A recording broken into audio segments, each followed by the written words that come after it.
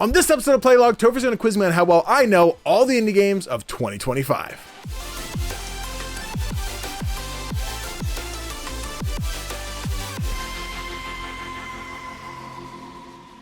Hey guys, CGDannyB back again with another episode of Playlog, the podcast where we talk all things indie gaming. But of course, I can't talk indie games alone because that'd be super boring. So I've got my partner in crime, the Playtest kid themselves, Tofr. What's poppin', homie? I am excited for Indie Game Awards season. Woo! Let's go, baby. The award's going out. Hell yeah. Let me tell you something. I'm going to plug it in a minute. I have TTRPG games this Thursday night during the Game Awards and next Thursday night during the Indie Game Awards. And I'm contemplating not leaving because I'll plug the game here in a second. I'm tempted to be like, we finished the game, Stars and Wishes, you all did great, and then just going live to react to the thing like 4 hours late. I'll lose all the sleep I can, but also I'm like, I kind of want to. I get it. I don't know. We'll see. I definitely would like to do that for the Indie Game Awards. With Mike and Kyle being friends of the show, like I want to do that for them. I want to watch that. That's premium content.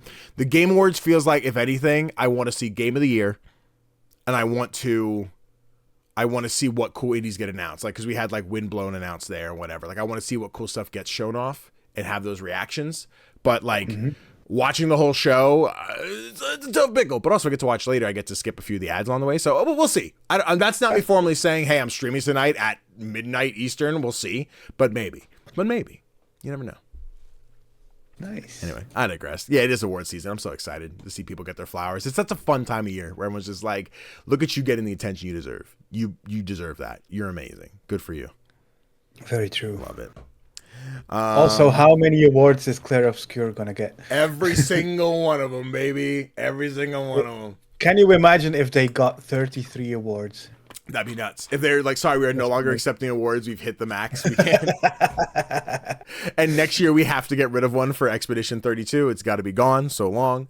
That'd be so fucking funny. Listen, this is why I'd make a great indie game studio social media manager. Hear me out. This is the plot.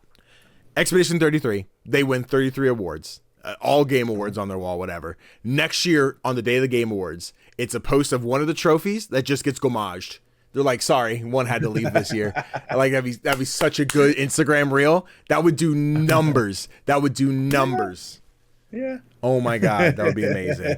I do not have replay buffer on. That would have been a great clip. I'm going to make it a clip. I got to remember to grab that then. That's a good one.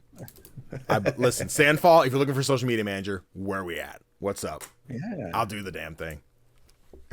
But we'll talk about award season next week when people win shit and stuff, and the Playlog Awards take place. That'll be super fun. But for now, this is Playlog Podcast, our weekly podcast. We talk about indie games, news, reviews, and whatever we choose. If you enjoy what we do here, be sure to show us some support by doing a few very simple things, like liking the video if you're on YouTube, or leaving that glorious 5-star review if you're on audio platforms. It's simple, but it goes a long way to helping the show. You can also be a part of the show by writing in and asking us your questions or recommending your favorite indie games. Just use the Google form in the description of every episode and have your opinions be heard. Now, on to a bit of housekeeping real quick.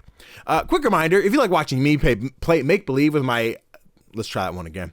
Quick reminder, if you like watching me play make-believe with a bunch of my hot D&D friends, then boy do I have the show for you. Continuing tonight, Thursday, November 11th, I'll be taking part in a new Daggerheart game set in the world of Kingdom Hearts. In Kingdom Hearts Worlds Apart, we'll be playing as up-and-coming Keyblade Masters, trying to save the world from probably some Heartless or Nobodies or something. Let's be real, we all know that I'm in it for the Disney stuff. So, join me, as well as Latinos Against Spooky Shit, Juju is Bomb, and Mr. Dale Dorsey, as we play a game of Daggerheart run by the chronicler himself, Cujo of Crit Hit Chronicles. The remaining episodes will air today, December 11th, then December 18th and the 21st at 8 p.m. Eastern Standard Time. Take note, that is 2 Thursdays and a Sunday because holidays are weird. But be sure to catch the show live on twitch.tv/Crit Hit Chronicles, and may your heart be your guiding key. We revealed our first Disney World that we're going to. Mm-hmm. Do you think you can guess what it is? If I give you one guess, where do you think we're going?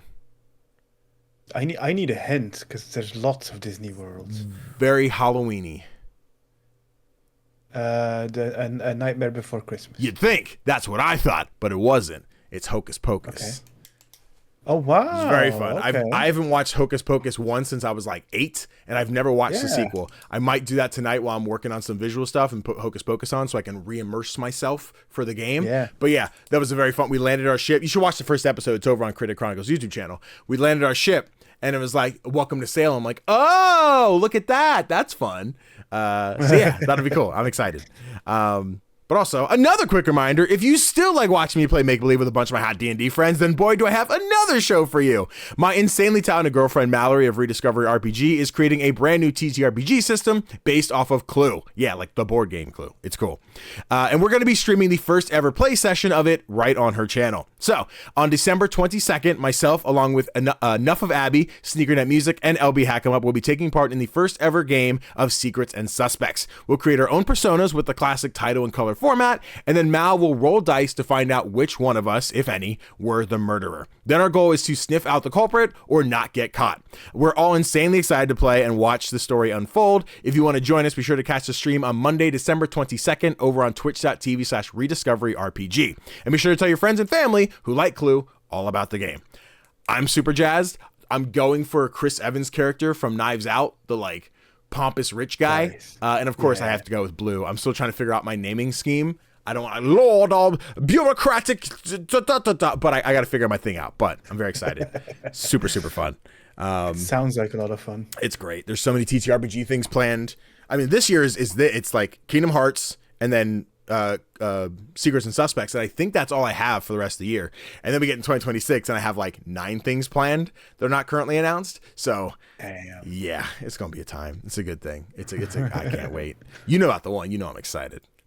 But timestamp Tofr, no quick news today, just a bunch of people playing games and stuff, nothing too crazy. All the award stuff happens tonight because the Game Awards are tonight as we're posting this episode, which means we're on to the topic of the show. And Tofr, you came ready to quiz me. What you got? Try me. I'm ready. So last year we did an end of year quiz for the first time, and you did really well at that quiz. I killed it. I Amazing. remember you killing it, yeah. So I decided to test you once again on the indie games that made 2025. Are you ready? Claire Obscure, yes, ready. Might be an answer, might not be an answer. I'm Who writing knows? it down. It's my free space is Claire Obscure. I'm gonna answer that for every question. So just like last year, I'm gonna kick things off with the fanboy question. Okay. Your favorite indie publisher, Devolver, released 12 games this year. 12? Name all of them. They did 1 12 point this per. year. They did 12. Oh, fuck. And you get 1 point per correct answer. I didn't cheat. I didn't study. I didn't go look. But I sat and thought. I'm like, what keys did I get from Devolver this year? And I was like, there's like 5 or 6 that came out. 12? Fuck. 12. Okay. So go the ones I know. Should I actually write these down for myself? All right. So Skate Story. That's a good idea. That is Skate correct. Story, which came out like yesterday as a recording or something like that. Skate Story. A couple of days ago, yeah. Baby Steps. Yes. Easy. That's 2. Nailed it. 4 Strike. Been playing that one yet. Possessors.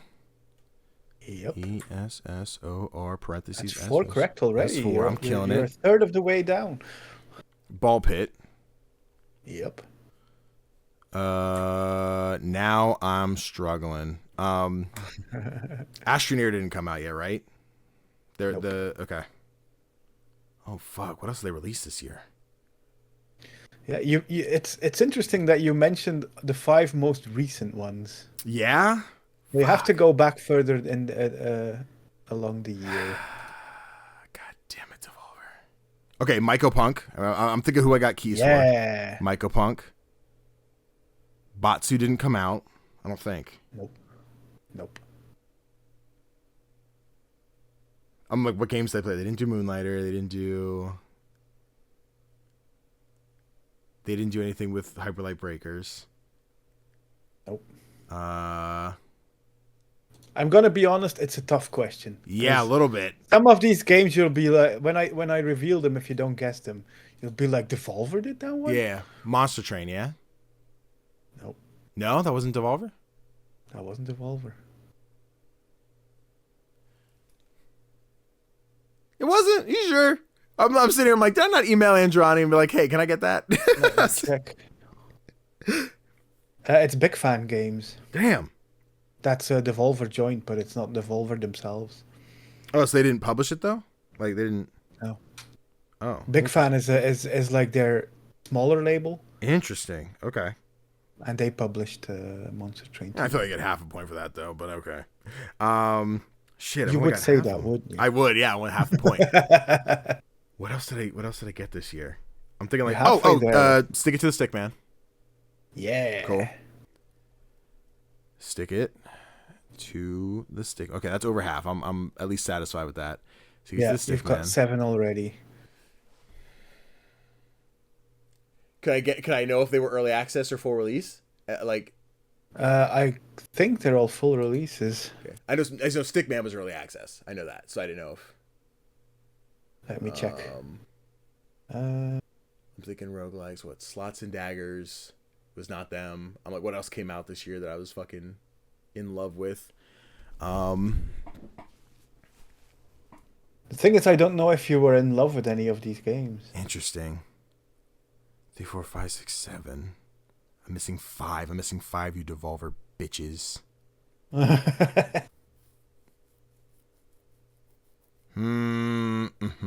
not seeing any early access titles so far.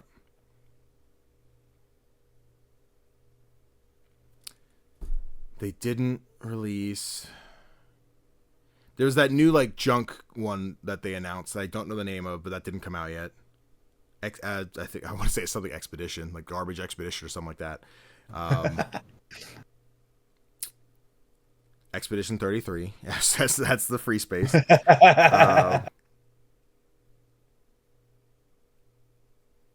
Devolver. What do you have? What am I missing? What is not on this list? I should have studied. Any inspiration? Doom, obviously. One Piece, yep.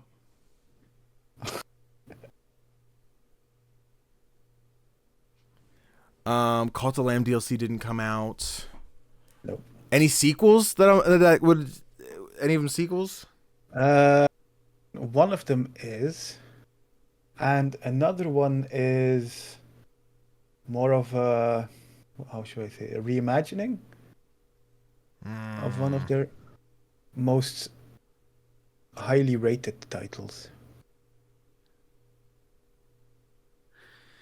Hotline Miami, obviously.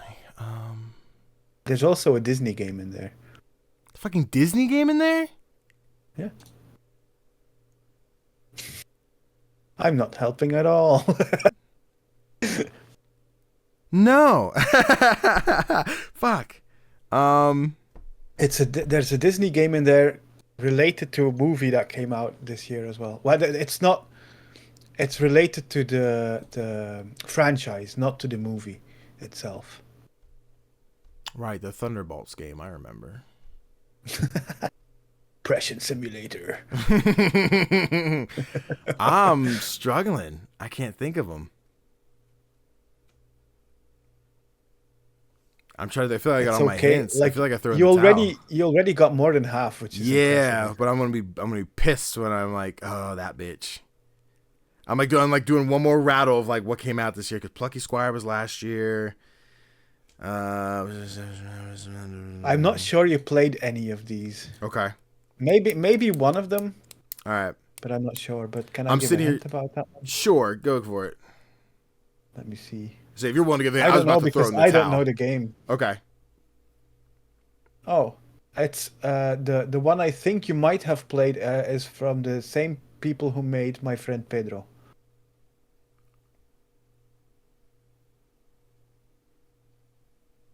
I'm seeing the trailer of My Friend Pedro, but I can't think of what game it is. Fuck. I don't think I have it. I think I got my 7. I think that's what I got. I think I need 7? The rest. All right. It's impressive. I mean, listen, pretty good. Yeah.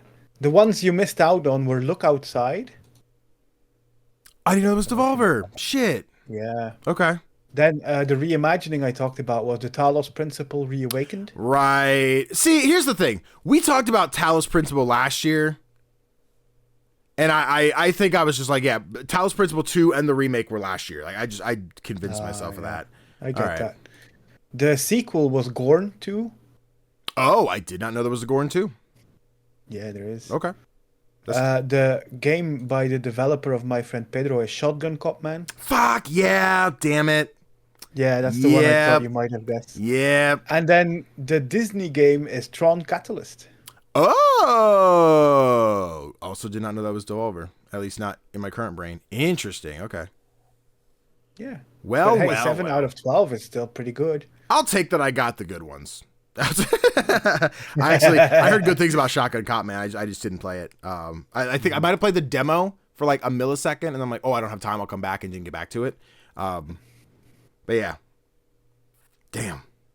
I had to think. I'm like, who did I reach out to Devolver? I'm like, hey, can I get a key? Thank you. And I got most of those. Cool. I'll take it. I'll take over half. I'm a god. Yeah, it's well done. Well done. Well, thank you. Thank you. So the next round of 10 questions is everything Playlog and CGDannyB. Easy peasy. 2, 3, 4, 5, 6, 7, 8, 9, 10. Ready. All right. So all of these are multiple choice. Okay. Might help. We started off the year by looking forward to our most anticipated games, both making a list of 10 games we were looking forward to. As we do. How many of these 20 games actually released this year? Fuck, I hate that you ask this question. God damn it. So the options are 6, 10, 13, or 18. There's no shot it's 18. I guarantee half those games didn't come out. 10 is an option. It is. I'm just wondering if half should be hyperbolic or like, oh yeah, only 10 of them came out. But my gut's saying 13, but I can't think of what else. I think I talked about Winterboro. I definitely talked about Moonlighter.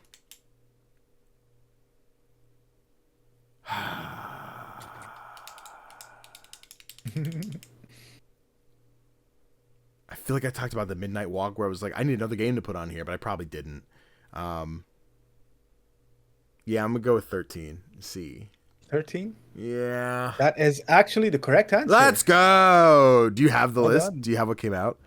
I don't have the list of what came out, but I can tell you that the games that didn't release from our lists were Mouse PI for Hire, Enter the Chronosphere, and Usual June from your list. Okay. And Slay the Spire 2, Building Relationships, Truckful, and Wax Heads from mine. Okay. Cool. Yo, shout for delays, guys. Take your time, make your games, but thank you for the points. Yeah. Damn. I just checked. Usual June still says 2025 on Steam. We got a couple days. Weird. We got some time. Some time. Who knows? I'm interested in what that looks like. Totally unrelated. Miracle. Yeah, listen. Don't drop it on Christmas Day. I'm having a girlfriend here for New Year's and that whole week. We can't do it. Please move it to 2026. Just make the change. It's gonna be fine. It's interesting because that is one that like indies get delayed. It happens all the time. I'm never upset. I'll play the game when I play the game. It is interesting because Usual June is one that I was just like, oh yeah, that's coming out this year. That felt like one that I'm like, we'll see this, and still could. Probably a bad idea at this point in the year, but listen, pop off. Sick. Let's go. All right. Next question. Okay. Not long after that episode, we voted on what was the best year for indie games. But which year won? Was it 2014, 2016, 2019, or 2023? Try to think, because I remember this was the one where we're like, we argue back and forth, like my year's better, your year's better, but I'll give it up to this one. It was, what were the years again? What were the options? 2014, which I 2016, 16, okay, 2019, or 2023. 23 was good. That was Dredge and Sea of Stars. Did 23 win? Did we give it to 23? I'm between 16 and 23. And I'm just seeing the like, yeah, I win, but actually, I'll take it. You do have this game. That's fine. It can't be 2017. It would be the real answer. That's when Cuphead came out. So the fact we didn't put that is crazy. 2014 would have been Shovel Knight / 2015. That was a weird one.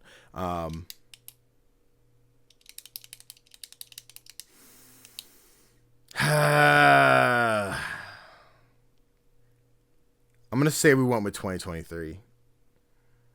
Final answer? Yeah. That is correct. I'm so good. I'm so good. Yeah, you like it was your pick, and you had games like Baldur's Gate 3, Right. Dredge, Yep. Dave the Diver, Wild Frost, Sea of Stars, In Stars and Time, Lethal Company, and so many more. Yeah, it was a good year. Insane. It was a good year. It was so good. It's just the thing of like, does new equal better, right? And I was like, I'm struggling to think of what 2016 had, but I'll be like, it was this, that. Yeah. Okay. I'll take it. Baldur's Gate. Yeah, I would take that. That's fair. Yeah. Woo! Nice. That's 2 out of 2 I'm questions. too nervous. So we are lucky to have a loyal audience who listens to us ramble throughout the year. Thank you guys. But Love you to which death. episode has gotten the most views on YouTube so far? Was it the most anticipated indie games of 2025? Okay. What was the best year of indie games? Can Danny guess Metacritic scores? Or we played the coolest indie games at PAX East 2025? Ooh, interesting. So these are the four highest, mostly watched episodes on YouTube. Interesting. Which one was the actual most viewed? Okay, most anticipated is the easiest for SEO. That's the easiest one to be like, what's coming out in 2025? People look that up. That's the easiest to grab views on. Mm-hmm. I'll be real. The fact that the PAX one is up there is shocking. Because I'm very set it and forget it. The episode came out, get some clips, and like I don't look at the stats, which is a bad content creator move, but it's what I do. Don't worry about it. I'll fix it someday. Hold on. So it was PAX East. It was most anticipated. The Metacritic one, interesting. And then what was the last best year of indie games? Best year of indie games. I feel like that's the niche one that I'm surprised is on there. Where I'm like, I wouldn't expect that one. That feels like a how do you search for that get people to find it. I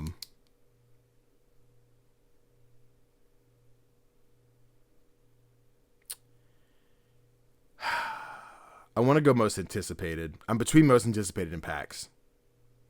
Okay. Most anticipated is your final answer? Yeah, I think it is.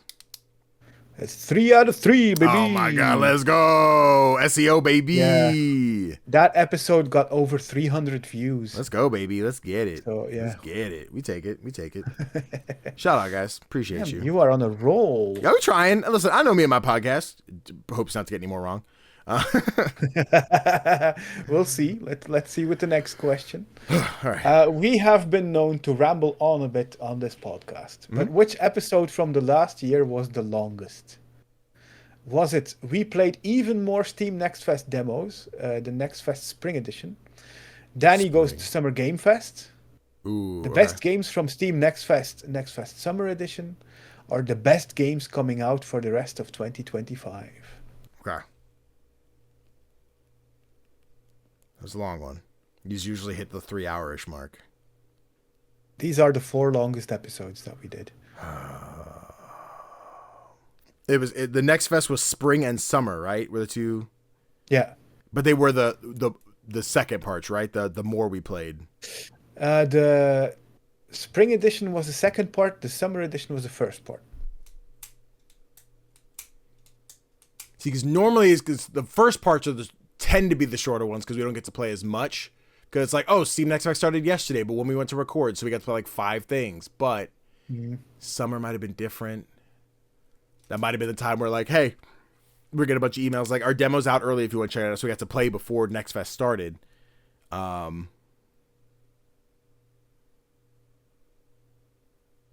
know the best games to come out yet was a long one. It was the 2 Next Fest ones. It was best of the rest of 2025, and what was the other one? Or was it a third Next Fest? Danny goes to Summer Game Fest. That was a long one. I did ramble a lot about my LA trip because I talked about the wedding and then the actual flight and then the actual time in SGF. Then we talked about what we've been playing.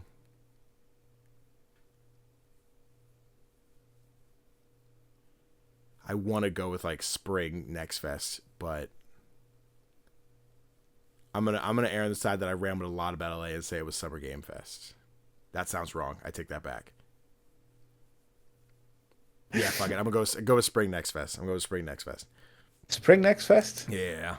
4 out of 4. I was gonna make the change and fucking it up. Let's go, baby. We went on for 2 hours and 39 minutes. Honestly, sounds short. That's not. I was like, oh, that was at least 3.5 hours. Damn. All right. Yeah. Whew. So, we created our own indie game alphabet this year, assigning a game to each letter. The letter S was a particularly tough decision, with so many excellent titles beginning with it. Which game did we pick in the end? Was it Stardew Valley? Was it Shovel Knight? Was it Super Meat Boy? Or was it Spiritfarer?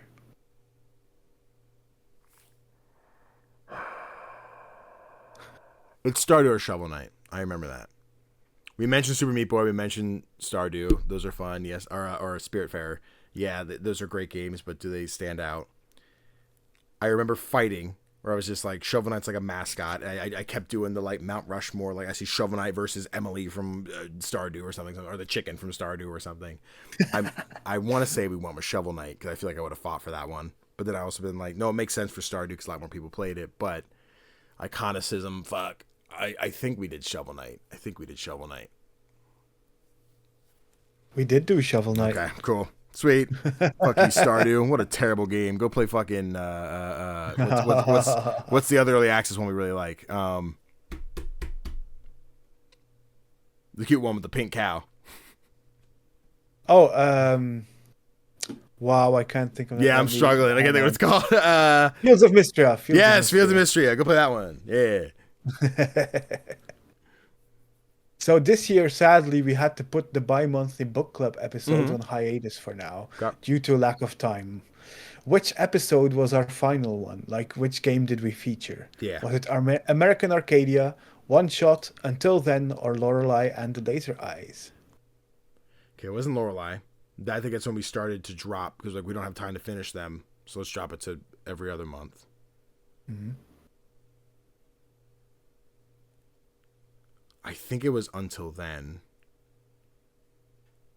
That seems like the most recent one, because I remember then having a discussion, total just real life bullshit, where I was talking about the game the night before we reviewed it, because on the episode I complained about somebody, because we're in a Discord call, a friend asked me about the game. I'm like, oh, it's really cool. Right now there's this moment where like the kid is alone on Christmas and he's like on chat roulette trying to talk to people, and they're like, 15-year-old boy? No. You're like, 21-year-old woman? Like, oh, hey, what's up, baby? And he's like, oh, let me pretend to be an adult woman and flirt with this guy to get money. And it's like, funny moment. And a friend was just like, that sounds really dumb. I'm like, you're dumb. Do not speak on the games that I play because you don't know what you're talking about, mister. I play 4 games a year and they're all trash.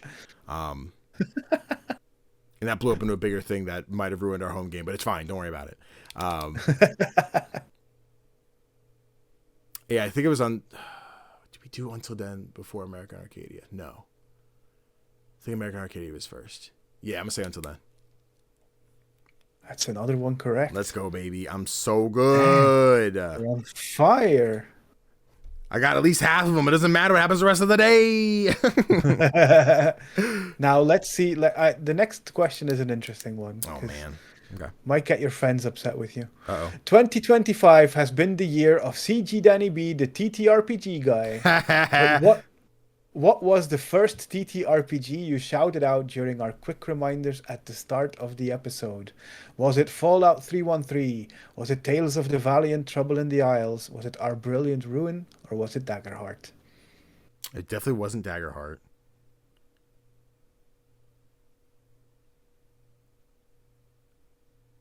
You said Fallout, Tales of the Valiant, or Our Brilliant Ruin? Yeah.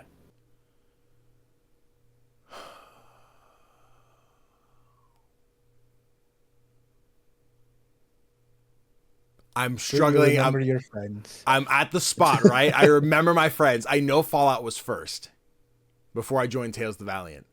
I'm trying to remember if I plugged Fallout. Did I definitely plug these on the show? Is there a chance you put one in that I didn't plug?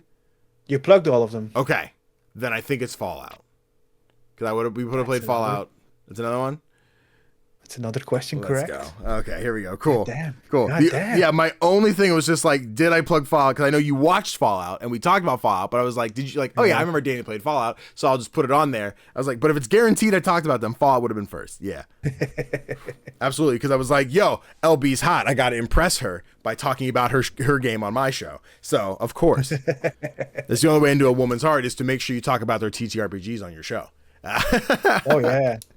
There's nothing that attracts a woman more than a guy with a podcast. Just kidding. Cherish you, babe. You're beautiful and lovely. Can't wait for season 2 of Fallout. Not the show, our game, which we don't know when that's happening. But someday. All right. So usually it's you who gets invited onto other podcasts, but this year saw me get invited to join other podcasts as well. Which podcast did I not feature on this year? Okay. The Fun and Games podcast, the side quests episodes, crossplay conversations, Tiny Game Chronicles, or Left Behind Game Club. Fuck. Okay, I know you did side quests.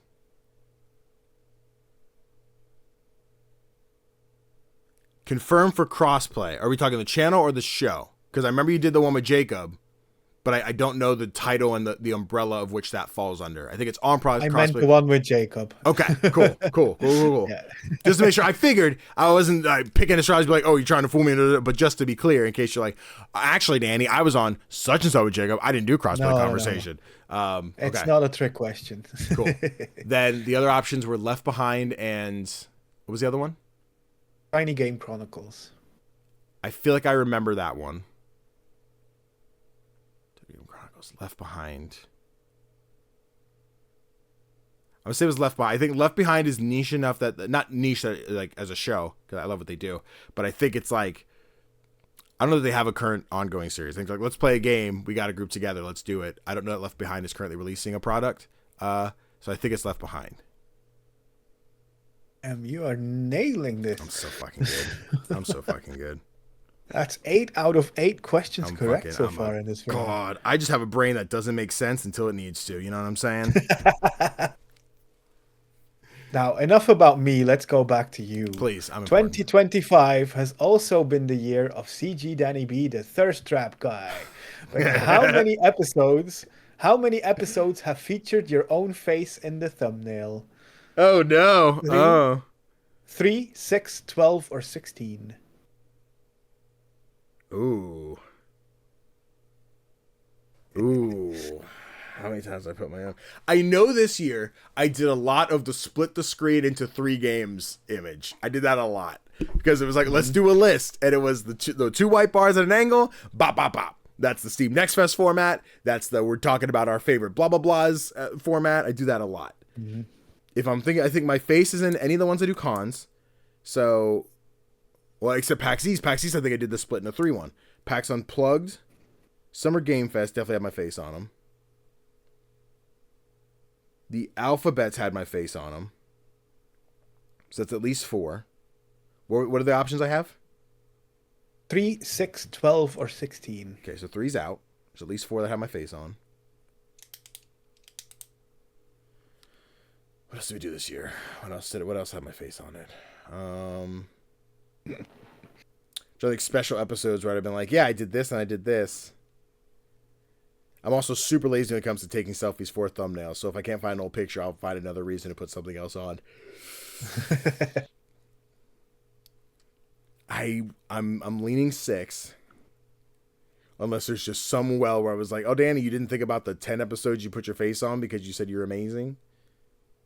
I'm gonna say I'm missing 2. I'm gonna say I want 6. 6 have my face on them. 6 is correct. Oh, bad. Okay, all right. What else did I have my face on? The episodes were the Metacritic scores. Okay, yeah, that makes sense. Okay. Guessing each other's top 10s, and then the ones you mentioned: Summer Games Fest, the Indie Game Alphabet Parts 1 and 2, and PAX Unplugged. What was the thumbnail for guessing our top 10s? I can't think of what the thumbnail looked like. I have to look at that one then. Interesting. Okay.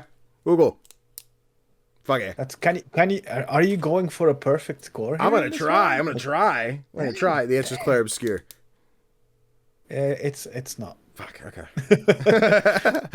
This year we did our first developer interview episode with some of the people behind Spill the Beans joining us for a chat. Mm-hmm. But what is their studio name?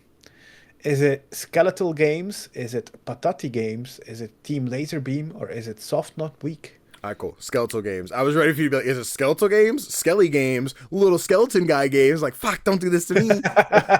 Yeah, that was Skeletal. Damn, perfect round. Let's Perfect round. go. Guys, wrap it up. I Thanks feel for like- watching. Like, comment, subscribe. I feel like you deserve 2 bonus points for that. You know what? I was going to ask, but I'll take them. I'll take the bonus points. Yeah. Let's go. Yeah. Sweet. Take that Devolver for releasing games that I didn't play. That's how I make up my full score. Honestly, yeah, it should have bugged me. Like I said, look outside. So I'm looking. I'm like, I've been looking at that one. I haven't had a chance to try it. I know it was Devolver. Okay. Let's make it a bit more tricky because clearly this round was too easy. Too easy. I need challenge. So let's take a look at the indie games that made 2025. Yeah, baby. 2025 saw the release of plenty of amazing indies, too many to count. But what is currently the most wishlisted game on Steam to not have released yet? Oh, fuck. Is it Light No Fire, Slay the Spire 2, Subnautica 2, or Witchbrook?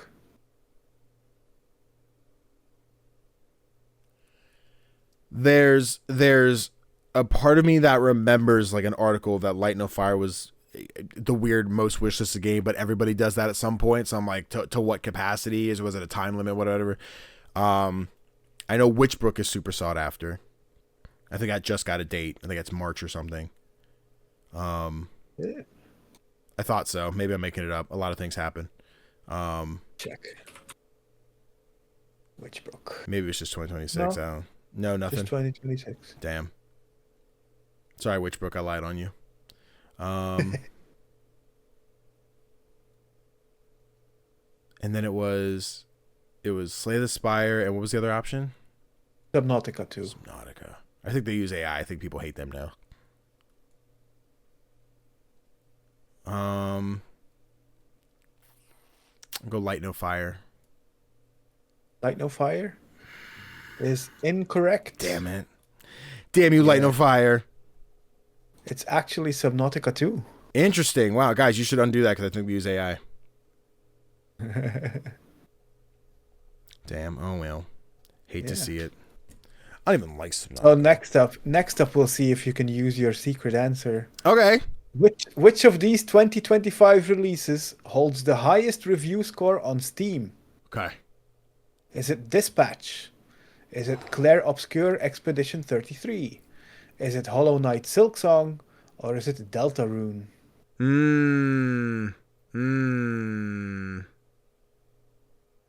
The only reason I'm leaning away from Silksong and Claire Obscure is because they're great and they're too great. And that leads people to be like, I didn't like this game. So I could see them not being overwhelmed and being like very positive. And then it was Deltarune. What was the other one? Dispatch. People fucking love Dispatch. But I played it on PlayStation, so I have no clue what the Steam reviews look like.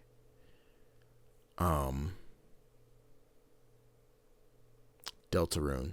Those Undertale nuts are nuts for their games. They really are nuts. Yeah, I'll go Deltarune. Deltarune is correct. Let's go. Listen, you little nuts, you little sans freaks. I see you. I see you. Let me just check. Deltarune has a 98% positive rating on Steam from 57,000 reviews. Go Deltarune. I still gotta play it. I think I was waiting for the final episode, and then is there a 5th episode coming? Was 4 the final episode? I don't know what's going on with Deltarune. No, there's still episodes coming. Okay, yeah. Once it's done, I will blitz through it. We'll do a whole week of streaming it. Okay. Very excited for it someday. Now, interestingly, yeah. Does this translate to professional reviews? Let's check Metacritic, your favorite. Yeah. So tell me, which of these games holds the highest score on there? Okay. Is it Hades 2? Is it Blueprints? Is it Claire Obscure Expedition 33? Or is it Hollow Knight Silksong? Damn it. See, now I included Hades. That makes sense.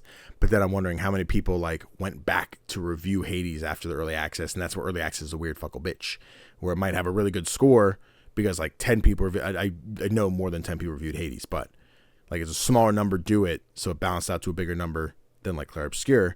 Because again, the only people who don't like Claire Obscure are bad at video games. Clair Obscur is amazing. Critically, I could see it up there. But also, everyone fucking loved Blue Prince. Especially Erika Ishii. Especially Erika Ishii, yeah. She fucking loved it. She, oh, yeah. Right? I don't know if I have her pronouns incorrect. Oh, I don't know, actually. I believe it's she, but I should err on the side. They, there. I'm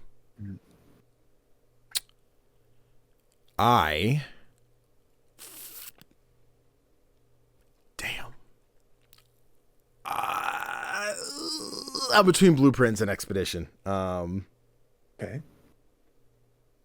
Everyone loved Blueprints. So like every time I talk about Blueprints, I'm like, I don't dislike Blueprints. I think it's great. I just think everyone else loves it more than I do. And then progressively, I'm like, no, I get it. It's still amazing. I still don't love the game. It's like my favorite game of all time. But like, I understand why people love it, and I understand why the reviews are as good as they are. I'm erring on the side that I mentioned that so much to think that it is higher. But it's fucking Clair Obscur. Fuck. Yeah, I'm gonna go Blueprints.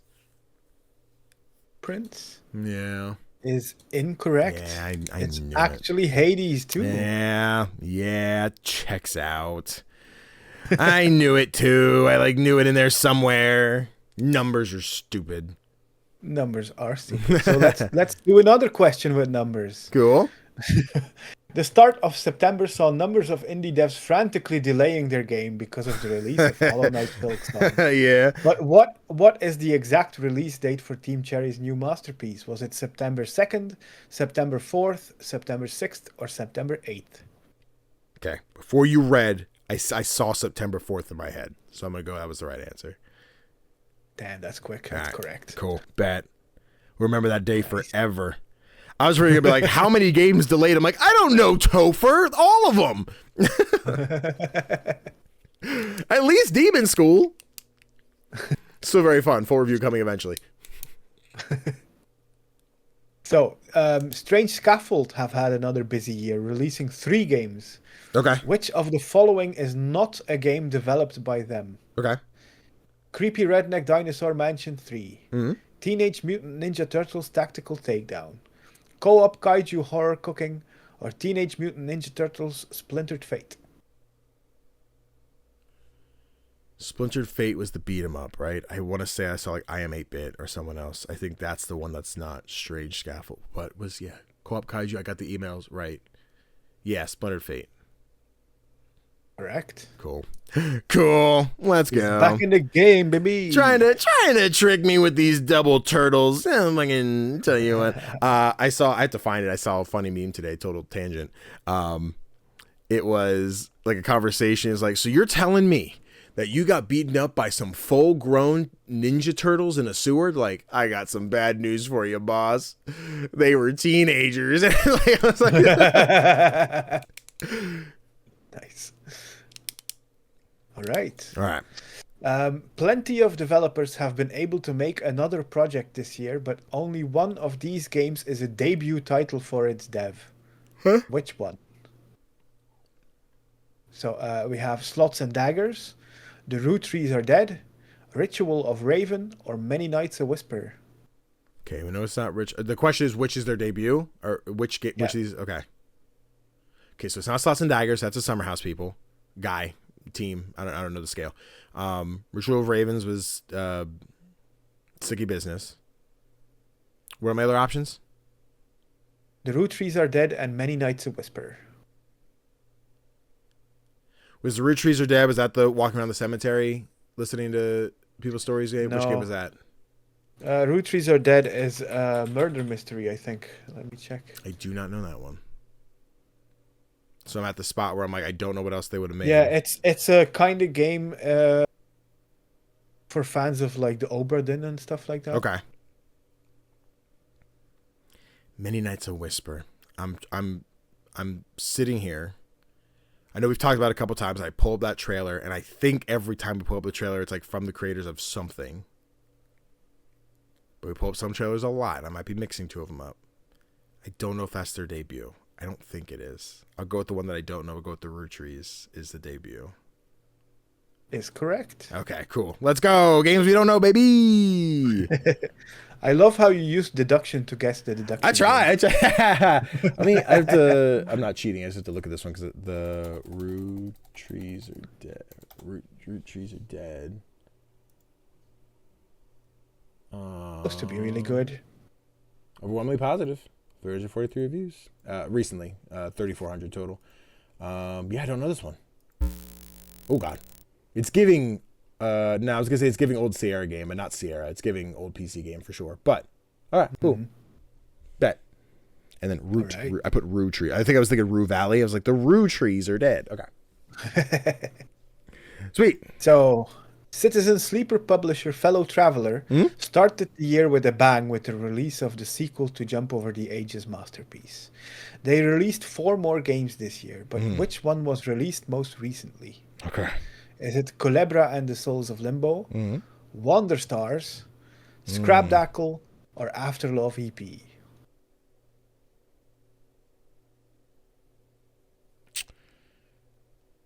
Okay, Culebra was months ago. I'm double checking. I'm building the calendar in my head. I'm 99% sure it's Scrapdackle. I think one just came out like 2 weeks ago. Okay. Love After EP was end of the year, beginning of the year, end of last year, beginning of this year, ish. It's like a 4-month window there. What was the other option? Wonder Stars. Wander Stars. Wander Stars. That one's fairly ish recent too, but I think it's older than Scrapdackle. Yeah, I'm gonna go Scrapdackle. Is another correct answer. Let's go, baby. We love Scrapdackle. I haven't played it yet. It looks good. Scrapdackle looks cute. I like the art style. Yeah, it looks cool. It's just something that it's not my type of game. Yeah. So sadly, I won't be picking it up, but it looks cool, I think. Yeah. Roguelike people who love that genre will probably have a good time. Yeah. Looks dope. Got very artsy, like, I don't go as far as like kid drawing with crayons thing, but a little more advanced than that. But like, I like it stylistically. Yeah. All right. Ready. Another publisher, Annapurna Interactive, I heard they about have them. had a year with all of their staff leaving. They sure have. But the games kept on coming, and this year felt unlike most for the publisher, with their selection of games a bit more varied than usual. Which of these games has been published by Annapurna this year? Okay. Is it Skin Deep, The Berlin Apartment, Discounty, or Henry Halfhead?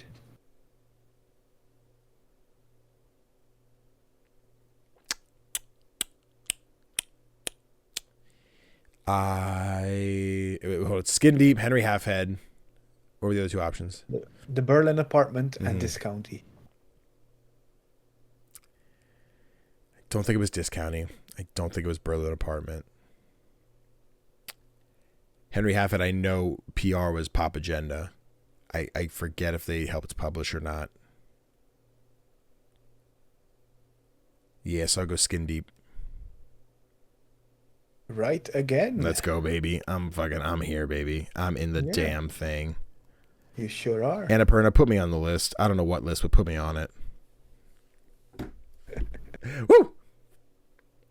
You're doing better than last year, I think. You know, I'm pretty good. So, we're just leveling up every year, baby. That's how the game works. So, just like last year, we're seeing plenty of indie sequels being released, which is awesome. Then again, these games usually have a lot to live up to. Which of these sequels doesn't have an overwhelmingly positive rating on Steam? And it has to be the overall ratings, not the recent reviews. Cool. Got it. So we have Cathy Rain 2 Soothsayer, Hollow Knight Silksong, Monster Train 2, and Hades 2.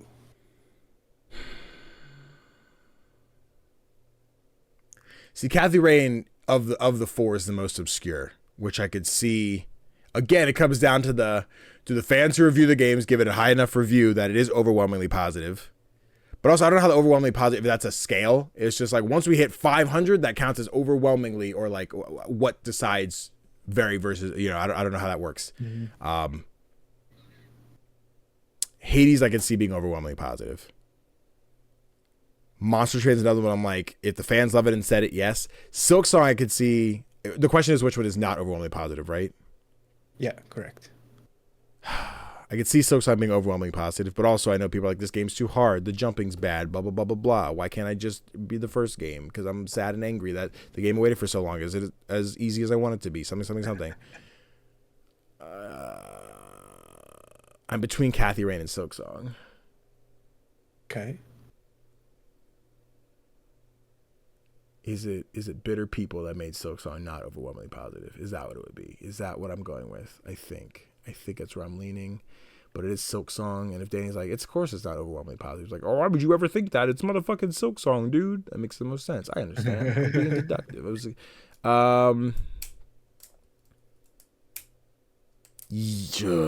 fuck. Yeah, I'm gonna say it's Silksong. Silksong is the correct answer. Oh baby, yeah, Silksong's terrible, dude. Bad game. It's at very positive. Yeah, that checks out. But yeah, adds up. Cool. The recent reviews have been overwhelmingly positive, so maybe that will change. We take that. Hopefully. I want to know how that. I don't know how. I think it's the first time I've thought about it out loud. I don't know how the thresholds change from like positive to overwhelmingly, and like if it's we've hit this many number, or if it's like a certain amount in a certain time, or because it is just a thumbs up, thumbs down. So it's not like if one person, like I'm the first to review it, I'm like thumbs up. It's like overwhelmingly positive. I don't think that's how that works. So I'm not sure. I'll have to see if there's a video on that. Yeah. Or if you know, let me know in the comments below. Or if you're a developer, you want to talk about it. Maybe next year we'll have an interview on the show. Yeah, that would be cool. Yeah. All right. The final question of this round. Early access games have been a topic of conversation once again this year.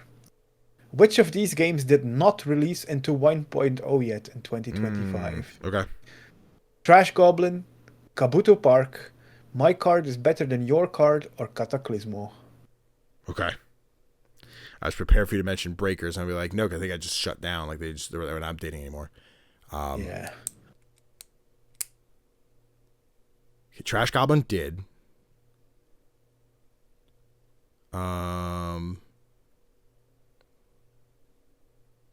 Was it My Card's Better Than Your Card? I don't think that's out in full. I don't think it's for release yet. I think I recently got an email about the update Donkeys and something. Yeah, My Card's Better Than Your Card. I think it's still in early access. Correct. Bet. Let's go, baby. Yeah. My Card is better. I gotta get back to that one. That one was so fucking fun. I know, right? Yeah. That was a really cute one, too. I would have played more of that. That means I'm killing it.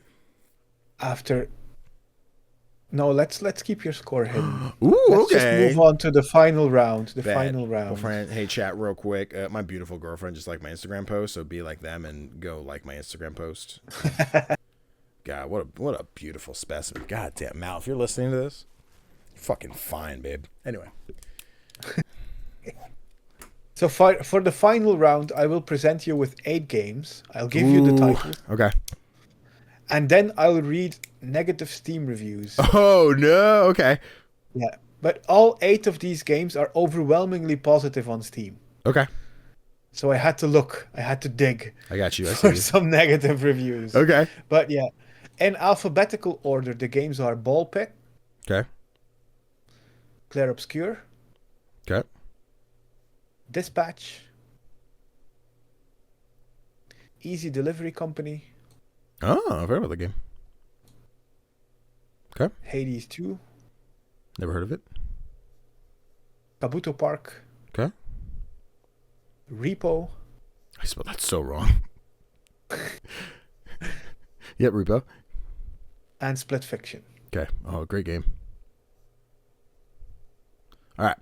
So, the first review is by Ellie, who played for 1.3 hours. Okay. I'm gonna censor a part of the review because that would be giving it away. Yeah. But yeah. Should have known it's published by this publisher before I purchased it. Like so many games from this publisher, it's extremely shallow, a lot of flash, and basically zero substance. The base building aspect of this game might be the quintessential example of this.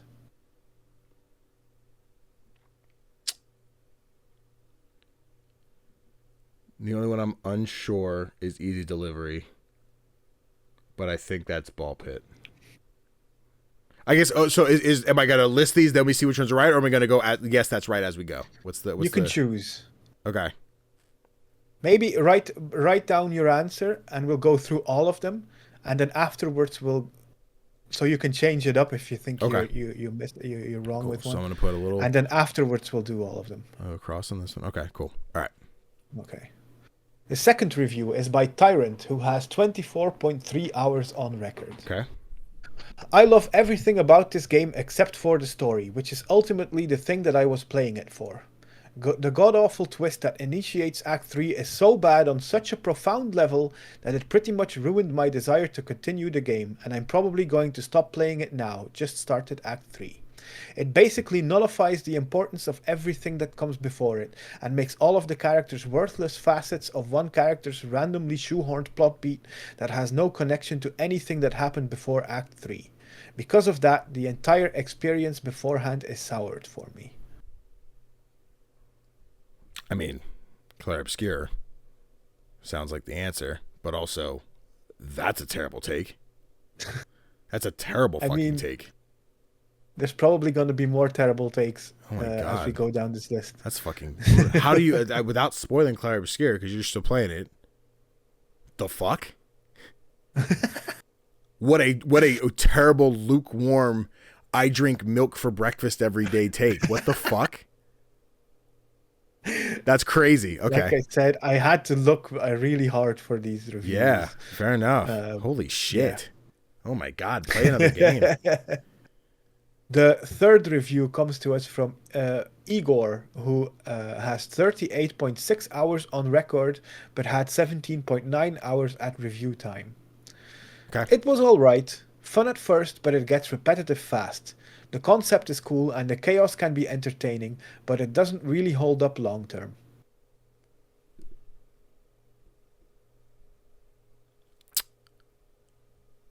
So here's the thing. Based on my guesses, the first two are in the order that you read them to me. So I'm just like, is there a chance Tofr just gave me the list in order and I'm putting them? So that would tell me that the next one would be Dispatch, if that happens to be the case, or it's Repo. Can you read it again? It was alright. Fun at first, but it gets repetitive fast. The concept is cool and the chaos can be entertaining, but it doesn't really hold up long term. See, it's the thing that I see that being Repo. I understand it. I don't agree with it because we have fun. Maybe it's but then you play it all the fucking time and you're still having fun going back to it. But like every time we take a break and go back to Repo, it's always more fun than it was the last time. It's so much great time. I'm gonna say that's Repo. Okay. Repo, great game. I love friend slap games. Yeah, they're fun. Be sure to keep an eye out for the Slop Squad featuring LB and I, and then whoever we decide to invite on for occasional Monday streams of playing multiplayer games. That'd be cool. Nice. The fourth review is by Vintage Thicky. Okay, what you got, Thicky? Yeah. Who has 53.1 hours on record. Okay. The game is absolutely amazing, but man, that ending is pretty horrible. All that build-up for that ending just makes no sense.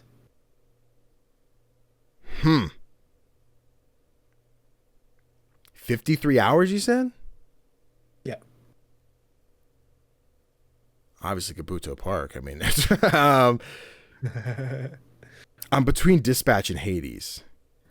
The only reason I would say Dispatch is I think it's a great ending. I'm just wondering, even a second playthrough, I think it reached 50 hours. Yeah, I'm going to go Hades. Okay. Hades 2. Okay. The next review is by Robin, who has played for 1.5 hours. Okay. Good graphics and impressive set pieces are no substitute for actually engaging gameplay. Every moment is predetermined and failure is impossible. I feel like the only actual decision I made was choosing which character to play. The story is nonsensical and unengaging. The whole thing feels like it was made to pander to game journalists. Then again, literally everyone seems to disagree with me. Maybe I'm missing something? Yeah, I'm assuming we're talking split fiction, and yes, you are missing something. I assume that I'm correct here. there's so much great. And listen, I started playing Split Fiction of like, you know what, this game's fine. I like what's here. I don't think it's going to hit as hard as It Takes Two. And I still agree. I think the characters in It Takes Two are so much stronger than they are in Split Fiction. But I think Hazelight did some crazy. I'm going to sound like I'm rambling here if it's not Split Fiction. I'm just talking out of my ass, like whatever. But if it is Split Fiction, holy fuck, did Hazelight do some things with games that like you should, like the final like mission of that game is some shit that you do in a movie that you physically can't do in a video game, and they somehow did it in a video game, which is absurd to me. Anyway, Split Fiction's great. So you're laughing. That could either be like, I agree, or like, it's not Split Fiction, dog. It's fucking Kabuto Park. Crazy, relax. I know. Yeah. So the next review is by Noi Frankie, Okay. who played for 4.6 hours. The male developer should take a break from plastering his own face and ego over the game. I'm here for the gameplay, not a one-man vanity project. The game itself is actually a lot of fun. Cute style, chill vibes, and the achievements are super easy to snag. Worth a play if you can handle a few too many dev cameos along the way.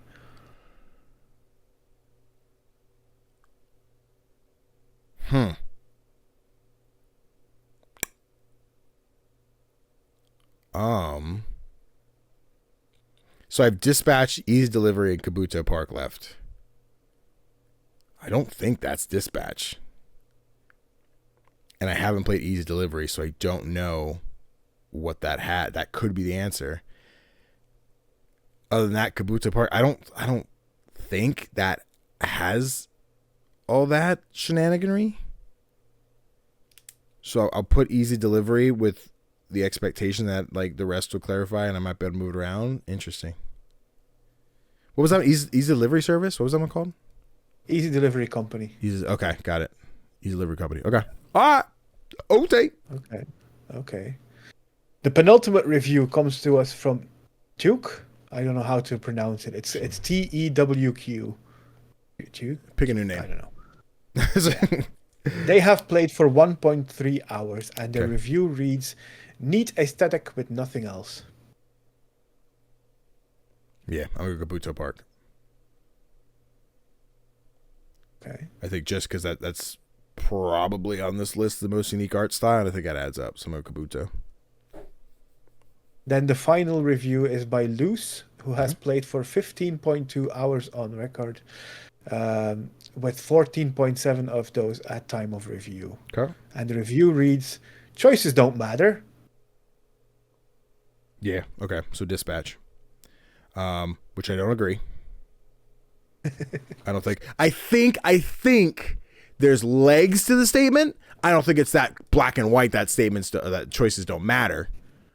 But I understand. I think there is the chance that if I pick this or that, yes, different things happen, but ultimately the same thing happens. So I see the argument. If you want to know what we're talking about, check out the last each week after an episode came out, we were reviewing them in the podcast. So if you want your spoilers of what we talked about in Dispatch, they're in like 3 episodes. So go check those out. Again, assuming that this is Dispatch. Okay. Are you feeling confident about your choices? I think so. I don't think there's any that I'm like, nah, that's definitely this one that we looked at already. I think the only one I'm unsure is Easy Delivery Service, and I can't think of anywhere else I think I would want to put that. It's that self-insert developer thing that I'm not sure.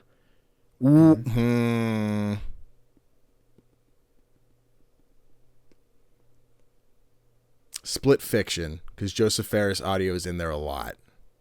Or actually, is it even a lot? Can you read 5 again? 5. Yeah. Good graphics and impressive set pieces are no substitute for actually engaging gameplay. Every moment is predetermined and failure is impossible. I feel like the only actual decision I made was choosing which character to play. The story is nonsensical and unengaging. The whole thing feels like it was made to pander to game journalists. Then again, literally everyone seems to disagree with me. Maybe I'm missing something. If that's not Split Fiction, I think that person went to leave a review for Split Fiction and clicked on the wrong Steam page and then copy-pasted their paragraph from a Google Doc. Yeah, I think I'm comfortable with my list. Okay. then I can reveal Okay. that you got 6 out of 8. Ooh. Okay. The only ones that you switched around was Kabuto Park and Easy Delivery Company. Okay. Interesting. Self-inserts on... Yeah, Kabuto Park features... you can actually play the dev in the game. Interesting. Okay. And I guess some people can't take that. You're going to say, why are we mad about that? Is it like...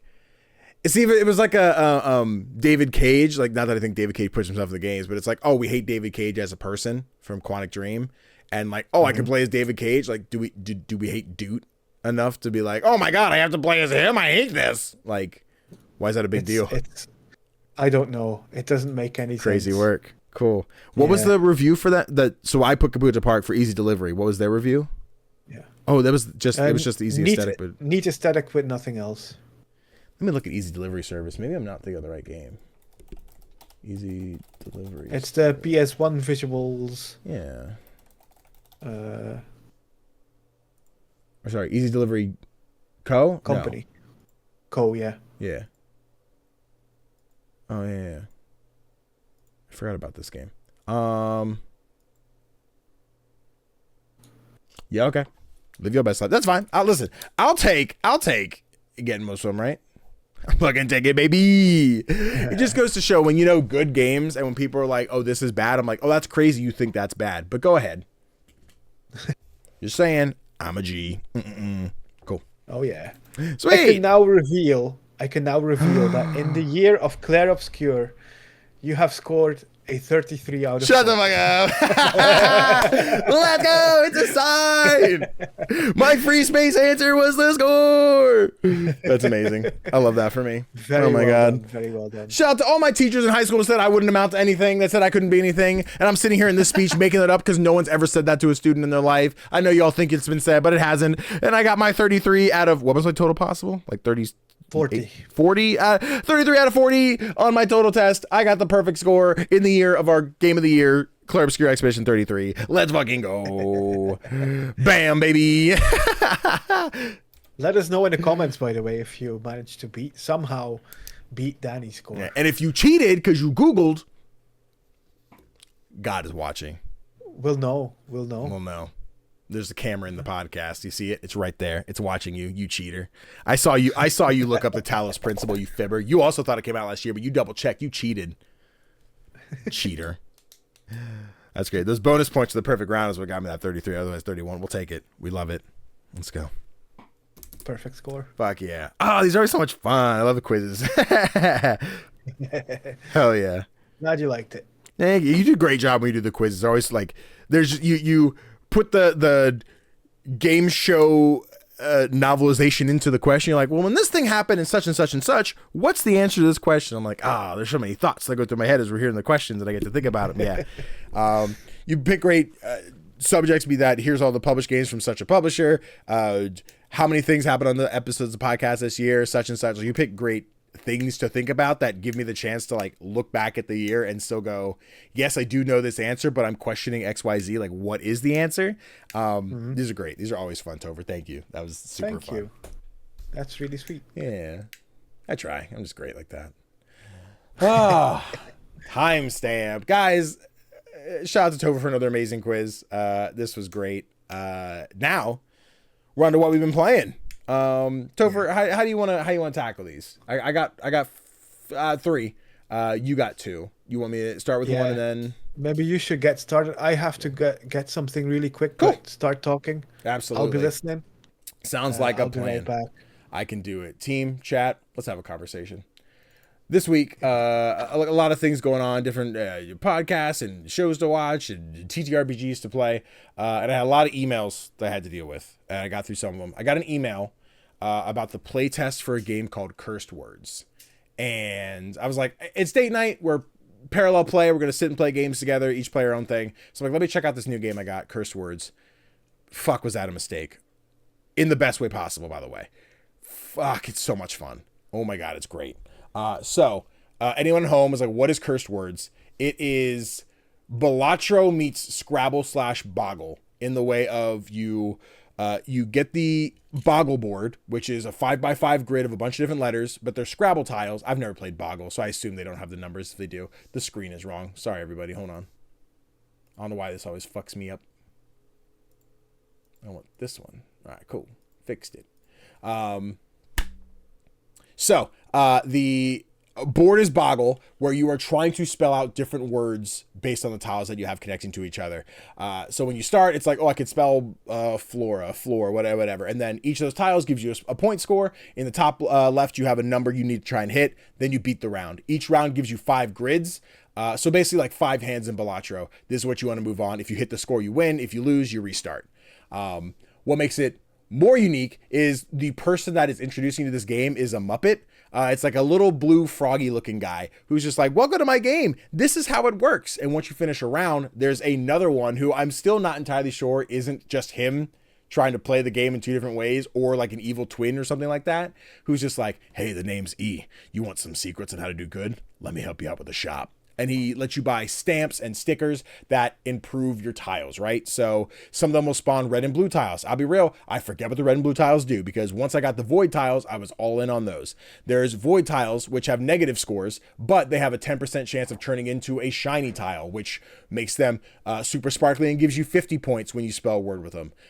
There's eventually chess pieces and numbers and all these different things that make the game play a little bit different. And each time you win a round as a character, you are recruiting a new member to your syntactic something society, or the people who are trying to spell these words.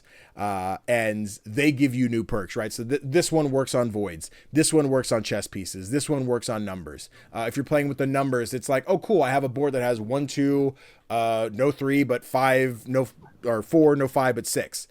So you want to do, okay, so 1, 2, 3, E, 5, L, 7. And like that all adds up. And like, cool. Did you mean to spell the word razzle dazzle or something like that? Like, of course I did, because those are the numbers I put together. That makes sense. Yeah. So it is like each new character is giving you something new to figure out, and how does this game work, and like how does this game calculate its own thing.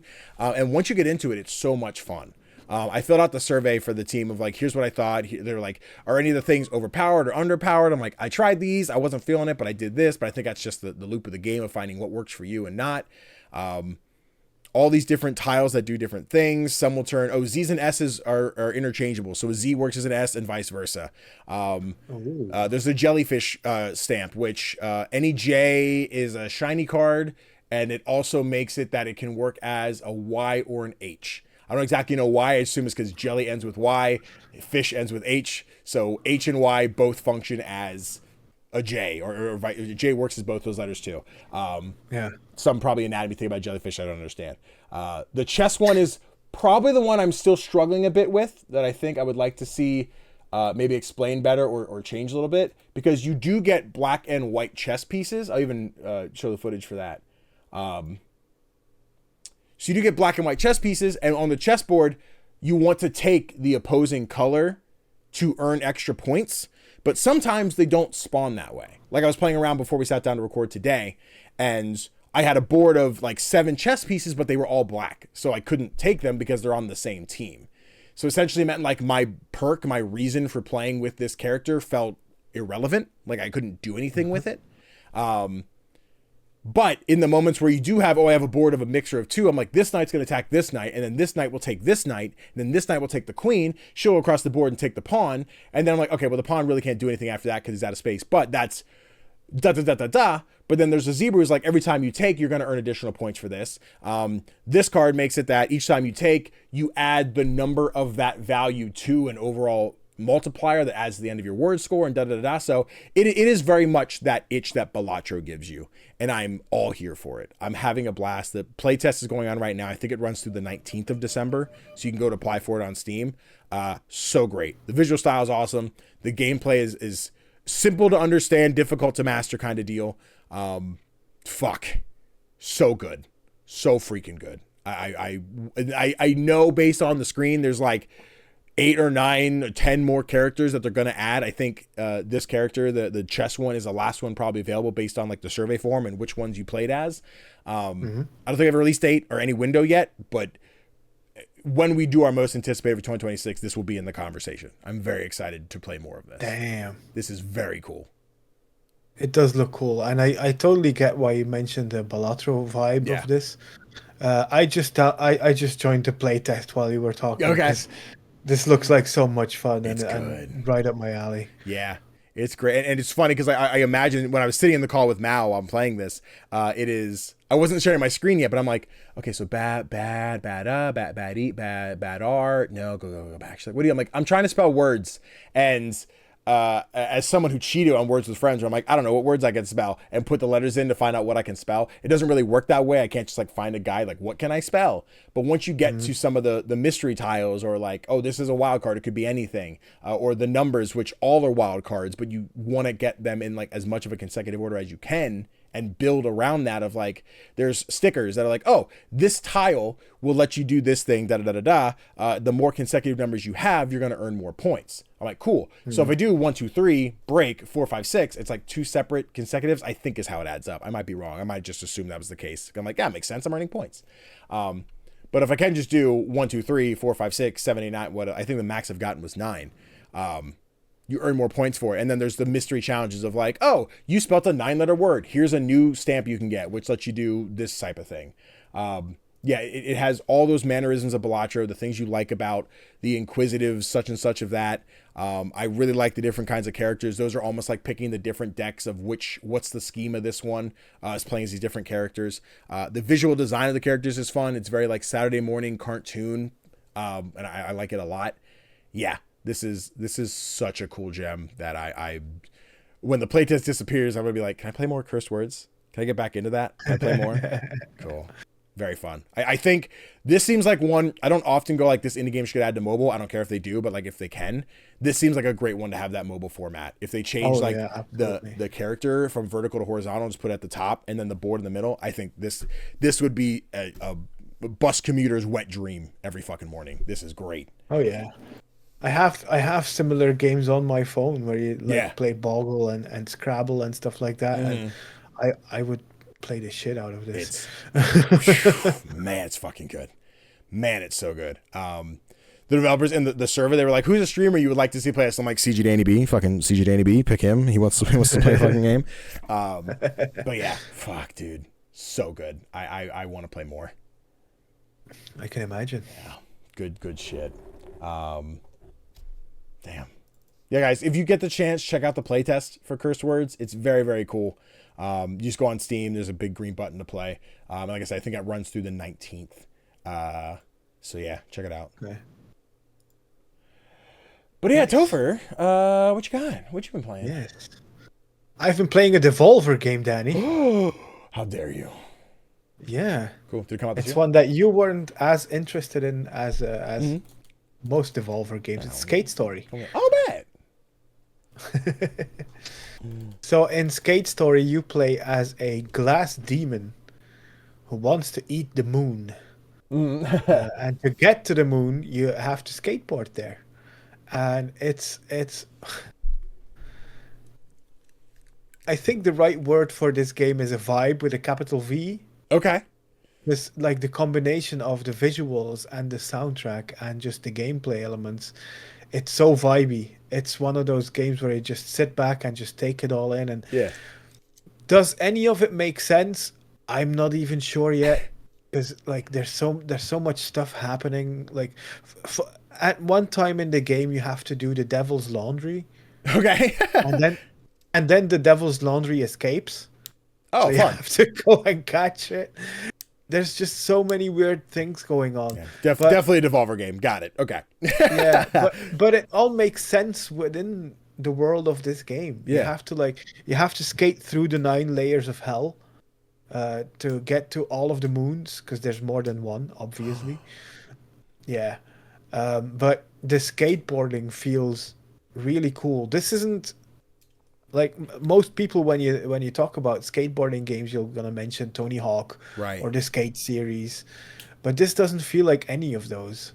Maybe slightly the Skate series, I don't know, but definitely not the Tony Hawk over the top getting air, massive air and stuff like that. No, this is about the delicate movements that you need to actually nail skating tricks in real life. And I can imagine, like, when you're trying to nail something in this game and it finally works, you finally get it done. That must be the same feeling you get in real life when you're trying to nail a trick and finally land it. Um, it's a game that celebrates skating as a culture, Okay. which might be weird since you're playing as a demon, skating through the underworld. But just the whole vibe of skateboarding, the whole I'm gonna try and land this trick, and I'm gonna try and link two tricks together and see if it works. Hmm. All of that is handled supremely well in this game. Um, like I said, the story might not be for everyone, Okay. just because it feels very poetic. It asks a lot of philosophical questions, and doesn't always provide answers to those questions, but that's okay. And it's just so cool. The soundtrack on this thing is sublime. Hmm. Like it's plenty of people mention the soundtracks to the Tony Hawk's games as being like the perfect soundtracks for skateboarding. Yeah. And this soundtrack is nothing like those soundtracks. Okay. But at the same time, it's perfect for skateboarding as well. It's this mixture of lo-fi beats that, like, yeah, you just want to cruise along to, and they help you make sense of this world that doesn't make all that much sense when you look at it from a distance. Yeah. Okay. But yeah, this is a late contender for like my top 10 games of the year. It's that good. Ooh. It really is that good. Big Yeah. words. Cool. Yeah. The visual style is one of the most unique I've seen in a game. I Absolutely. mean, it's so, what's the word I'm looking for? Psychedelic, Okay. kind of. But at the same time, it feels kind of familiar. The dev has taken a lot of inspiration from New York City, Okay. and the way that you skate there, and it's reflected in the game.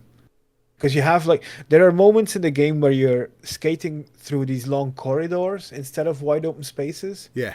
And then you go through portals, and some of these portals take you to cityscapes that really, really reminded me of New York, like the way I Uh-huh. see it presented in movies and stuff. Yeah. Um, but then you go through another portal and you're back in like another layer of hell. Um, it's not all corridors though. Like I said, there are open spaces to explore. There are tinier spaces where you have to do certain missions. There are boss fights in this game. Ooh, okay. Yeah, mostly those consist of like getting a combo and then smashing your board into the floor at the end of the combo to like hit the boss. Yeah. Um, it's amazing. It's a game that's difficult to explain, and I don't think it's gonna be for everybody. Okay. Like, depending on what you want from a skateboarding game, this might not be it for you. But Yeah. if you're open to like exploring a very vibey world and doing so on a skateboard, you're gonna be very happy with this. Okay. Hell yeah. I'm definitely still intrigued, right? Last time we talked about the demo, I was like, I haven't got a chance to play it yet. And since then, I got to like that hub world that we were just recently looking at. You roam around through. That's kind of where I stopped playing. Hmm.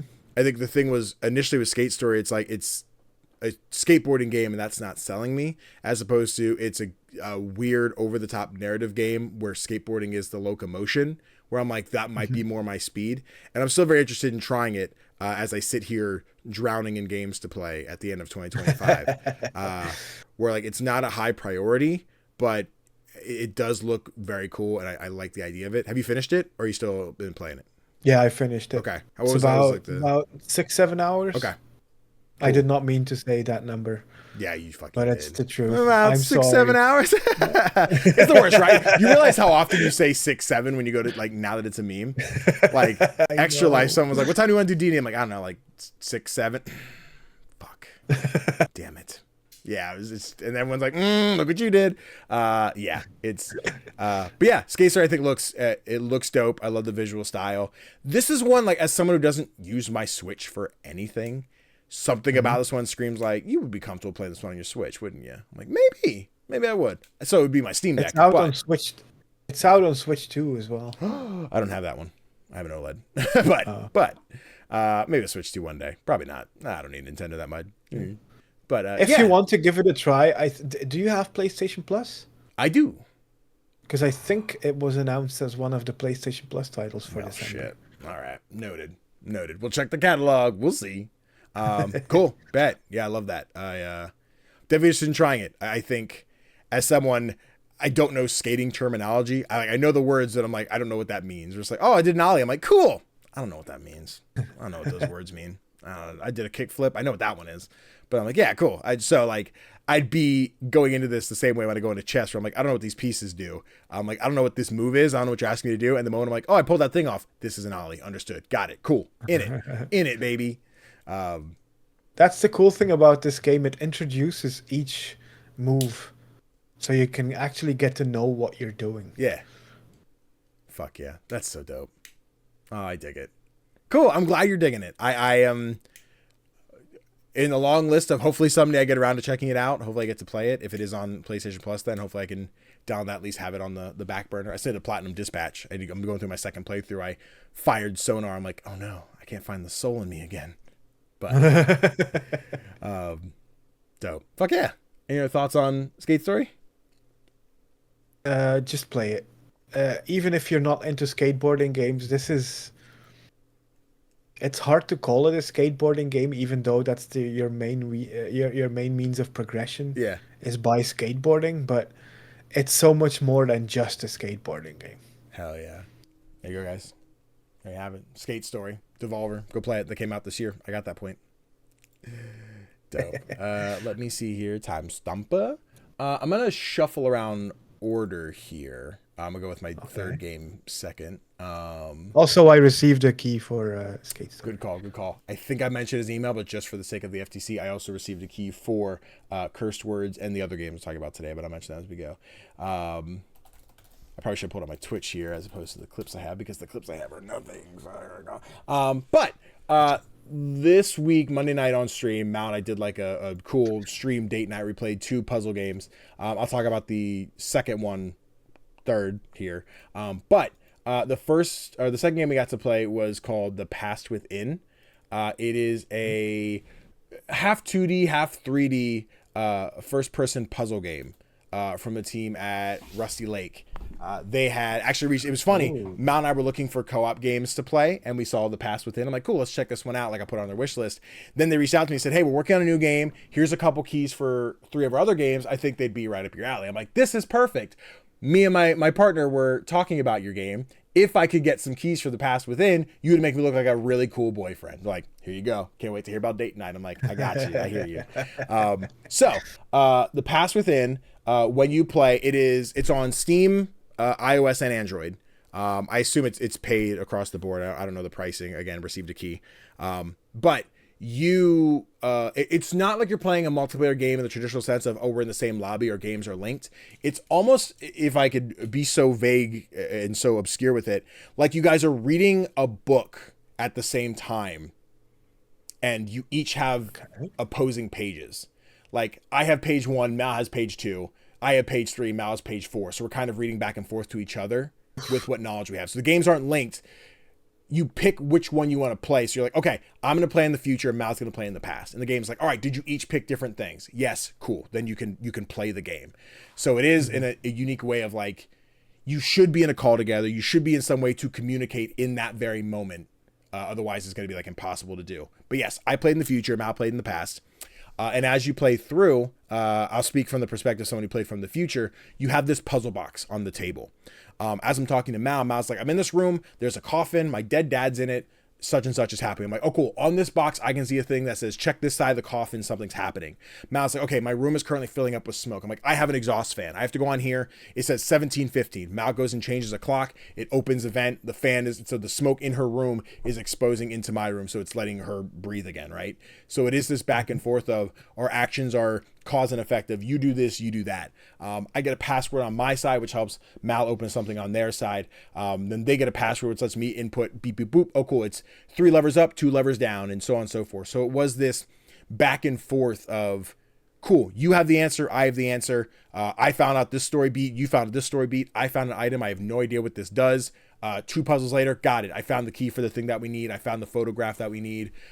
What does this photograph mean? I have no idea. Mal's like, I have this thing. I'm like, got it. I have that photograph. Let me get you the answer. So it is this very fun back and forth. It's about 2 hours, not super long. This is also, we were on stream. We were dicking around and being cute and everything. So it took us a little bit longer than it should have. But yeah, I say like an hour and a half, 2 hours if you're blitzing through the puzzles. Very fun. I love the aesthetic. I'm interested in playing it again. Not because I don't know the answer. I think it's very cut and dry. Like, it's hard to not. Oh, I understand exactly what happened because I've already played it once. But because the story plays differently, gameplay wise, which time you're in, there's like 2 chapters. The latter half, I got to see what Mao's gameplay looked like necessarily because it became more of a point and click 2D adventure as opposed to, I manipulate a 3D cube in front of me. Just in different eras. So like, I know Mal had a room that was like a funeral home kind of thing. She had the coffin. You can see on this side of the room, this is what happens. There was a point where like, Mal had to find all these hidden items, but where are they? I'm like, on my screen, I can see you have to go and do this. Oh, cool. I found it. I got a map of your room. It shows the coffin. If you're staying away from it, look to your right, there's a box. You're like, okay, this is where the thing is. So it was giving each other hints, giving each other information. Where do you need to go? What do you need to grab? What do you need to give to me so we can press forward? This was very fun. I think if you're long distance couples trying to find some co-op game to play together, if you're streaming co-op games, you want to do something like this was a very fun experience. As someone who streams typically for 3 hours, this wouldn't have covered our entire night. We would have had to find something else to do anyway. But definitely has me interested in checking out more of the studio's games. I know they have a new one coming up. They have one that's the Cube Collection. Somebody in my chat's like, I'm a big fan of these. I follow the lore. I guess there are 4 different 4-hour lore videos available on YouTube. So it's like 16 hours of lore on the Rusty Lake universe. I'm like, holy fuck. That's a lot. And Mom was like, perfect. I love lore videos. I'm like, you catch me up then. Because listen, not that I don't waste my time on the daily, but 16 hours is a lot to absorb. And I'm not sure as playing this where I'm like, where did you grab all this information from? Where'd you get all this lore? Because I feel like I got the story pretty cut and dry, or I don't know where it came from. But yeah, it seems like there's a very dedicated fan base behind these games that love the stories and the games. So having played this, which I think was like their 3rd or 4th game, I'm interested in going back and playing. The rest are all single player. Unfortunately, there's no other co-op ones. But if they do make another co-op one in this vein, I absolutely would love to play it with Mal. We had a great time playing it. There was one funny moment where I misunderstood the puzzle on their end, where I was like, okay, I have a machine. I'm going to hit the button. It gives me a shape. I give it to you. And then you give me the answer. I give you what to input and then back and forth. And the entire time a gauge is going up. So you need to like reset it. If you reset it too fast or too slow or too many times, it like restarts. You have to do the puzzle again. I ended up getting the impression mine was timed and Mal's was not. So I was like, I have the answer. You don't need the answer. So I was like, all right, got it. So it's this. And then you give me this, and you give me this. All right, cool. So the answer is this. And they're like, no, I need the answer. I'm like, you have the answers because yours isn't time. Like, no, it is. Okay, got it. My apologies. And this is one, I think, less of a growing pain, but because they're not in a lobby together and they don't initiate with one another, like that was the one like miscommunication I think we had of like, oh no, I misunderstood. I thought your thing wasn't timed and mine was. They are both timed. So we have to start and do this simultaneously. Outside of that, everything else was pretty easy. Very fun. We really like puzzle games. We've played Escape Sim 2. We're about to talk about another escape room game in a second. In Sync, we played the demo for. I really enjoy getting to play my puzzle games with Mal. And they're always a great time. So yeah, this is a good one. This is a fun one. Sounds great. Yeah. It looks like it's a cool concept, and I can imagine this causing some rage between people as well. I could see it being that. I imagine if the right people are playing, it could be rage-inducing. Again, not even like Mal got mad, but it's like, baby, calm down. You're not giving me what I need. I'm like, okay, hold on. Let me listen to you. Okay, got it. Understood. Let me get back. Because I was like, I have the answers. I'll get through so we can do this. I'm like, misunderstood. Understood. We'll fix it. That was the closest to rage that we got. But yes, I can see people like who don't play puzzle games and get stuck on things like, what is happening? I don't know what to do. Very fun though. Super great. I would love to see someone who does rage at this have like a terrible time. Like, I don't know what I'm supposed to do. I hate this. But no, just again, I hate. Not easy. It wasn't like, oh, we blitzed through it. Like it was like, how do we flex our muscles to figure out what we need to do? There were definitely puzzles where I'm like, I'm not entirely sure what this wants me to do. And instead of lingering around, I'm like, let me go explore more. I'm like, cool, I found this thing. This has to be what that other puzzle wanted. Now I understand. So yeah, it was very fun. A quick afternoon. Again, I'm speaking in the terms of a streamer, but in a world where Mal also streamed their perspective, I could see it being like, oh, it's been great to have the clip back and forth of what yours looked like, what mine looked like. And hopefully Mal's going to be streaming more going into 2026. So if we do have those date nights where we're streaming the games at the same time, there will be fun TikToks of like, I saw yours and you saw mine. It was great. But yeah, The Pass Within, very cool. Shout out to Rusty Lake again for setting me up with not just this, but like 3 other of their game keys. Hopefully, probably not before the end of the year that I get to play those. But I'm hoping to play them soon. They're very cool. I like the style. Very fun puzzle game. Nice. Yeah. But that's just date night. It's fine. That's all we talk about. So Tofr, timestamp. What else you got for us? Well, I play games on my own because I don't have a girlfriend. Nah, okay. So I played Death Howl. I received a key to review this one as well. Okay. It's a Souls-like deck builder, and boy, does it does that name ring true? Like, Jesus Christ, have I died a lot? This is the story of a woman, a couple of thousand years back, who has lost her child. Her child has died, but she can't accept that he has passed and that she has lost him forever. So she travels to the spirit world to try and get him back. To do so, she has to face other spirits and die a lot, like over and over and over. It's a really interesting mix of like your roguelike deck builders like Slay the Spire and something like Into the Grid. Is that the right game, Into the Grid? Let me hang In the on. Breach? Into the Breach, that's the one. I gotcha. I was like, ooh, Into the Grid. I know that one. No, it's grid-based. That's Gotcha, why yeah. I was like Into the Grid. Yeah, immediately I saw Into the Breach. Oh, goddamn. I love the visual style for this game. The visual style is fantastic. I played the demo for this one. I think it was during an Next Fest, like most of the demos I play. Yeah. But yeah, it's beautiful. The atmosphere is like really mournful, but kind of hopeful in the same way. You keep being challenged by this voice that claims that your quest to retrieve your son is just like a losing battle. Yeah. And why can't you leave the past in the past? But you persevere. Now, I haven't gotten that far into the game yet because I died so many times. Yeah, okay. But apparently there's like these boss battles as well, which look pretty sick. I've seen some visuals for those. I haven't encountered one of those yet, but yeah, the monster designs are really cool. Their attacks can be pretty annoying at times because, like in any good Souls-like game, you have to figure out the patterns. What is like nothing gets told to you. And in some deck builders, you'll be notified of what your enemy's next move will be. That's not the case here. You have to figure it out by playing. Yeah. And dying over and over and over again. It's really good. I'm still struggling with it just because I don't like Souls-likes. Sure. And I don't like this just dying over and over again. But despite that, I'm still persevering with this game because it's that good. The combat is just brilliant. You start out with like slight punches and throwing rocks at monsters and stuff like that. Yeah. But then like by upgrading your cards and unlocking new cards, you get to like cast fireballs and stuff after a while. So you constantly get better, and it feels rewarding in a way that I guess most Souls-likes will feel rewarding to people who play those. Yeah. I'm going to continue playing because I still need to review it for so many games as well.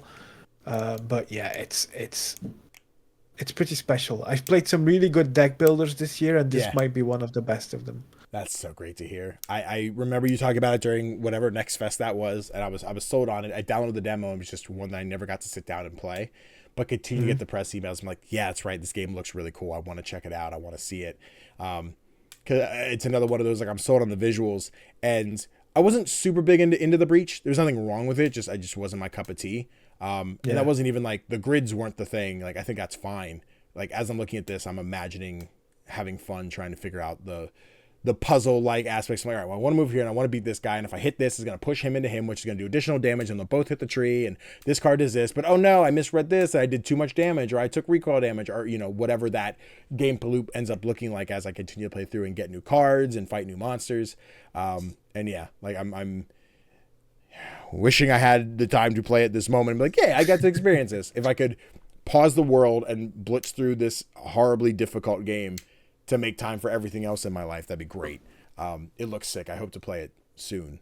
But yeah, it's on Game Pass as well. So, good to know. Good to know. Yeah, it's really cool.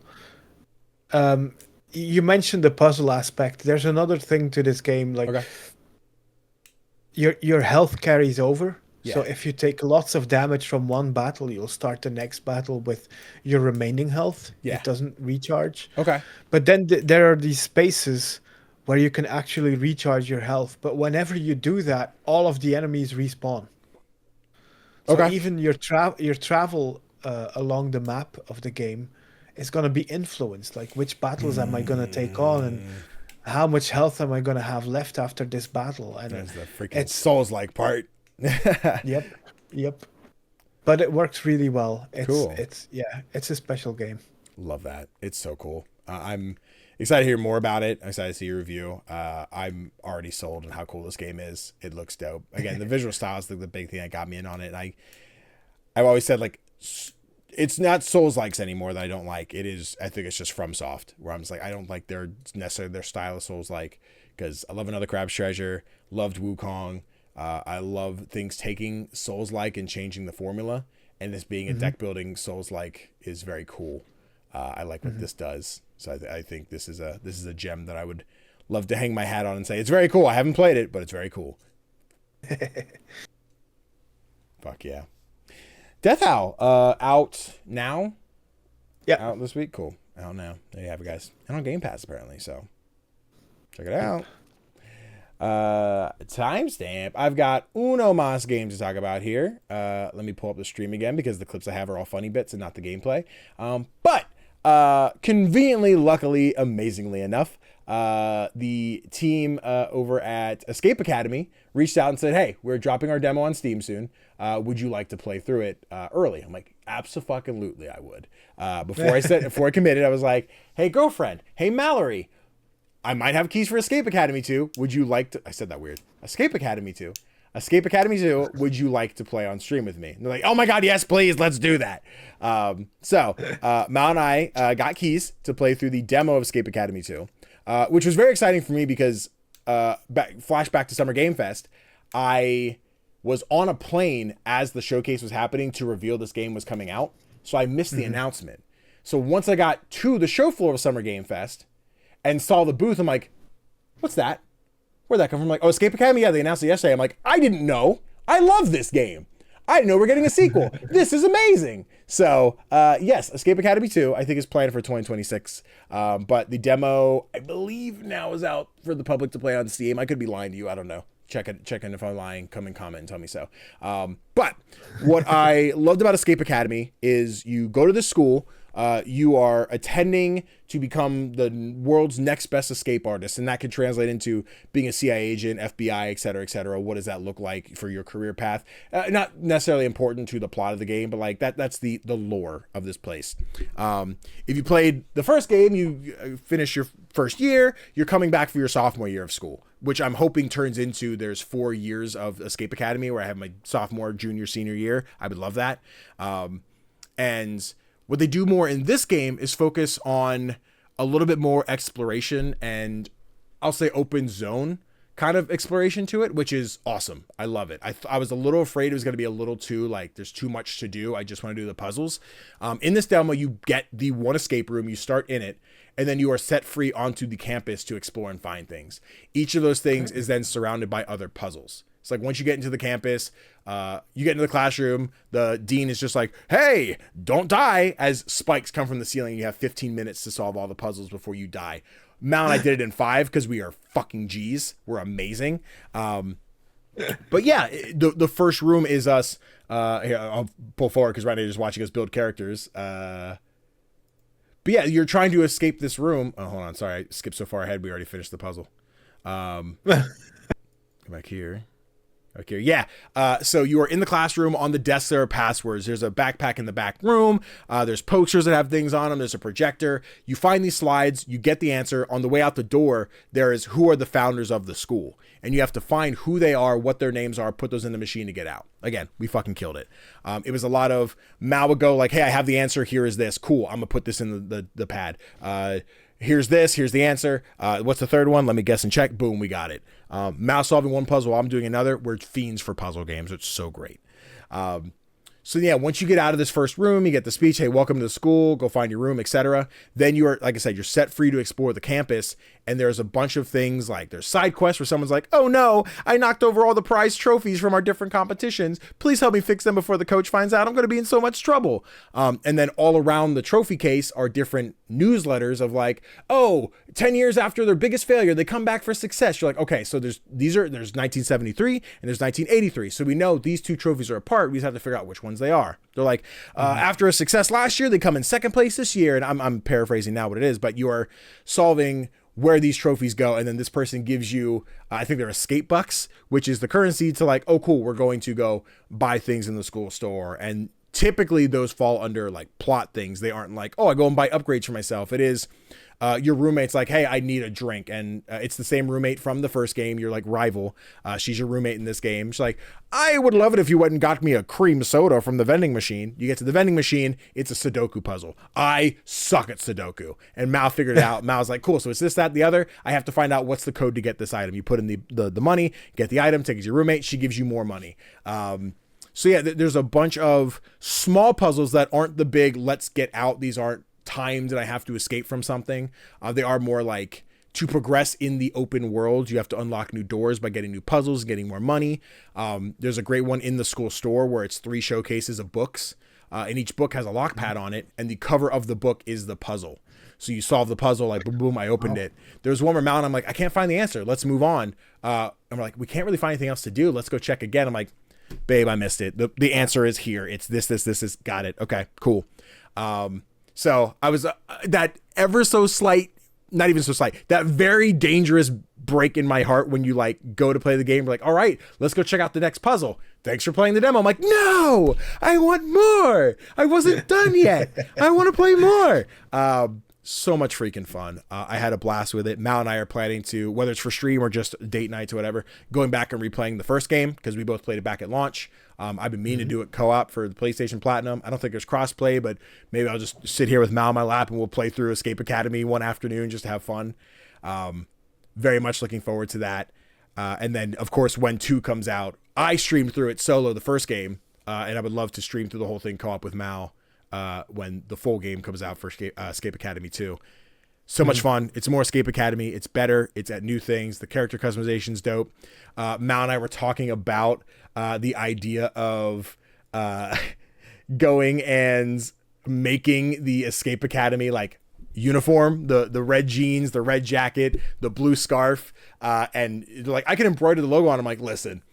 And then I said on stream, I was like, I don't know if it's going to happen because it's an indie game, but if you ever do one of those big events, like, oh, we have a big escape room and want to invite creators to, I'm like, and you want to bring me and my girlfriend out to go do this really cool thing, we'll wear the outfits. It'll be great.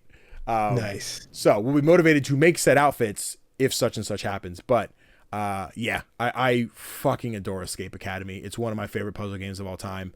And that we're getting a sequel and that it's so much fun and it's so much more of the original and better. I'm gassed. I can't wait to have this as a game that Mal and I can share. And yeah, so good. So much fun. Nice. Yeah. What a good I can imagine this being such a good time to play together. Yeah. Yeah, I think because the first game has co-op, but I never played it co-op, so I don't know how. Obviously, it's not dependent. Neither game is dependent on co-op, but you have the option for it. But seeing that this one is so much fun to play co-op, I believe it's just 2-player. I don't think it's any more than that. I could be wrong. But yeah, just enjoyable. I just had a really good time having someone in the room to solve puzzles with me. I think Mount and I have talked about, let's do an escape room in real life, but also those could be not fun with just 2 people. Maybe we'll invite friends along and do whatever. But knowing that the game is something as we can do an escape room from home as 2 people seems like a very fun like option that we have. And it will be sad when we beat 2 and we're like, hey, so when's Escape Academy 3? Like, what's up? Could we get that now? Or very fun. I like the open world. I'm excited to see what that evolves into because there are sections that are cut off based on how many big puzzles you've solved. Like for video watchers, the top corner shows 3, which I thought were going to be, you did. Compared to the first game, it is basically beat a puzzle, go to your next class, beat the puzzle, go to the next class. Each of those is like the scale of a big puzzle. But you only had one of these here, so we completed 3 puzzles, one being that first room, and I assume the other ones were getting the books and unlocking some of the doors, like getting to our bedroom.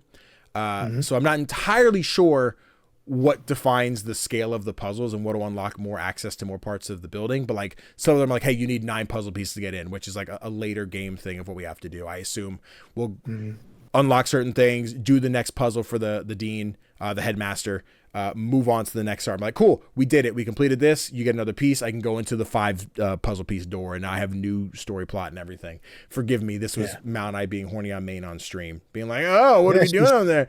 Yeah. She's stepping on you. Yeah. I was cool with it. I was fine with it.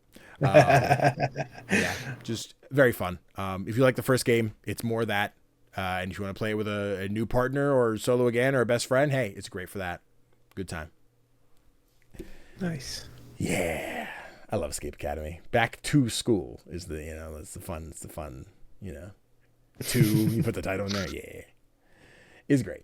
It was fun because like I had Mal's face cam up on Discord. In like regular stream you can't see it, but I would go full screen. You can just see Mal's face on my monitor. I'm like, Mal, look, they can see you. She's like, hi, what's up? Very fun. I enjoy streaming with Mal. It's a good time. But timestamp. All right, we talked about enough games today. It's almost 2 hours. Tofr. This is the part we talk about the indie games releasing this week, but hey, no games are coming out. There's nothing. I guess we're done for the year. No more games, which actually, well, I guess we'll take a quick moment. Just Indie Informer. I don't know if there's anything like the rest of the year. I'm just double checking. I don't think so.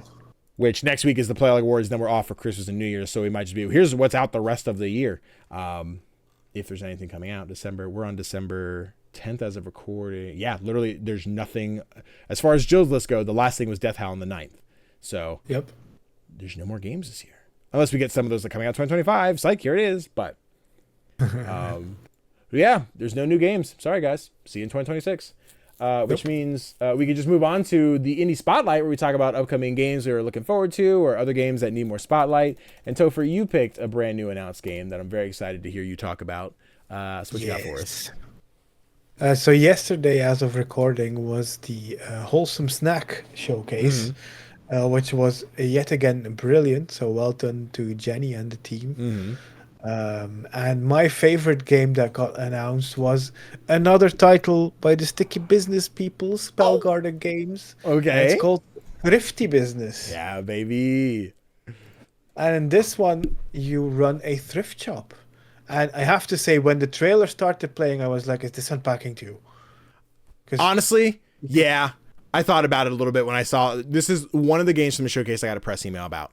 I got an Instagram message about another, and I got something on Blue Sky about a third. I haven't watched the showcase yet. I'm probably gonna do that right after we finish recording and editing. But yes, I immediately got Unpacking vibes. I was hoping that's what it was, and I'm still excited for this game. But Unpacking 2 could not come here soon enough. Yeah, it's like Thrifty Business. Other than Sticky Business, it's there's more involvement with your customers. It's all about building a community and having like this shop being a community hub for the people around you, which I think is pretty cool. You start out with a small shop, but then you can make it bigger, Yeah. expand to different rooms and like make themed rooms and stuff like that. But knowing that it's being written and developed by the people who made Sticky Business and Ritual of Raven, I am very confident that this is going to be a brilliant game. And I'm looking forward to it. Yeah. This looks great. I'm interested in the evolution of like the shop part of it, because Sticky Business is so much like people go online, I order this thing on an Etsy shop, you mail it to me. And based on the display, it doesn't seem like it's doing that exact same thing of like, I make the inventory, I put it on my shop, I sell the things. It looks like it is more like, what random stuff do I get into my shop? Am I getting shipments of shit? Are people coming to sell things to me and then I resell those? Like what that exactly looks like and how that changes gameplay from Sticky Business. But I'm sure however it unfolds, like it's going to be fun. I think it's going to be great. I think so too. And it's releasing next year. So hell yeah. I wonder if it's going to be on Tofr's most anticipated or not. You know what I mean, guys? Maybe. Oh man, that's so exciting. Yeah, this was a great one to know it's announced. I'm looking forward to. I'll probably still react to it, having not watched it. I said earlier I'm going to be late to all of the friggin' game awards and everything this year, just with different TTRPGs, which I could have been like, hey guys, I can't play that night, but also I like to play TTRPGs. But yeah, looking forward to the Indie Game Awards, looking forward to what gets announced at the Game Awards, and then yeah, I'll probably watch the Wholesome Snack and upload that, if not tonight, tomorrow. Probably tonight, so it's not the same day as the podcast, but you get the point. Yeah, so cool. I'm glad this exists. I'm glad, as someone who hasn't gotten to Ritual Raven yet, where I'm like, this is great. It's a departure from what they did, and I like that they do that. But I also like them being like self-aware of like, yes, we made this, and this is what people like. We want to make more of that. I love if you have the funding as a studio to make more of what people love and be experimental with new things. Awesome. So, and that's what Spellgarden gets to do so far with more Sticky Business, more games like Sticky Business, and then trying things like Ritual of Raven. So I love their catalog so far. It's really cool. Absolutely.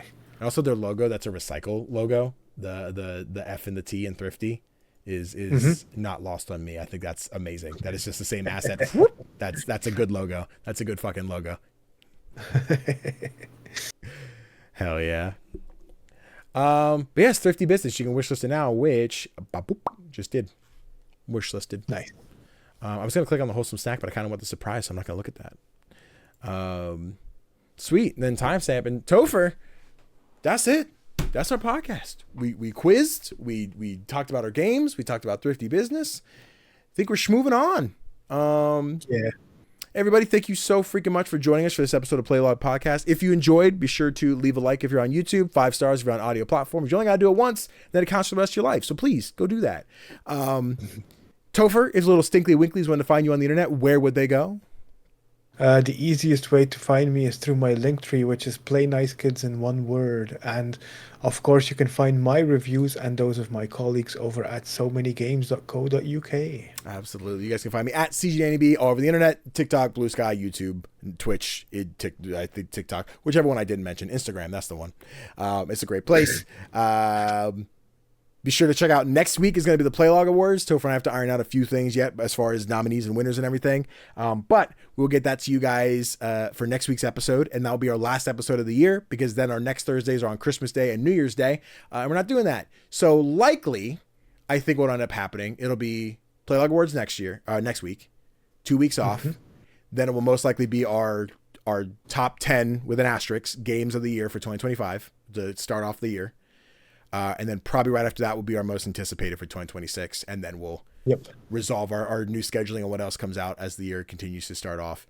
But damn, we're almost done with 2025. It's been a long year and it's strangely also been super fast. So I know, right? It's a weird feeling when you think like that was this year. Yeah. But at the same time, it feels like yesterday was January. It's crazy. It's crazy. I was thinking about Eternal Strands yesterday. I'm like, that was this year, which makes sense and doesn't. It's crazy. Fuck. But guys, just thank you all so much for hanging out for this episode. Again, like, comment, subscribe, hold 9 yards. Go enjoy the Game Awards tonight. Let me know what your favorite announcement is. And be sure to come back here when Claire Obscure wins Game of the Year because, yeah. Good times. Yeah. Tofr, thank you again for another great episode. Thank you again for a great quiz that I fucking killed it at. You're very welcome. Yeah. And we'll see you guys next week. Mwah! Toodles.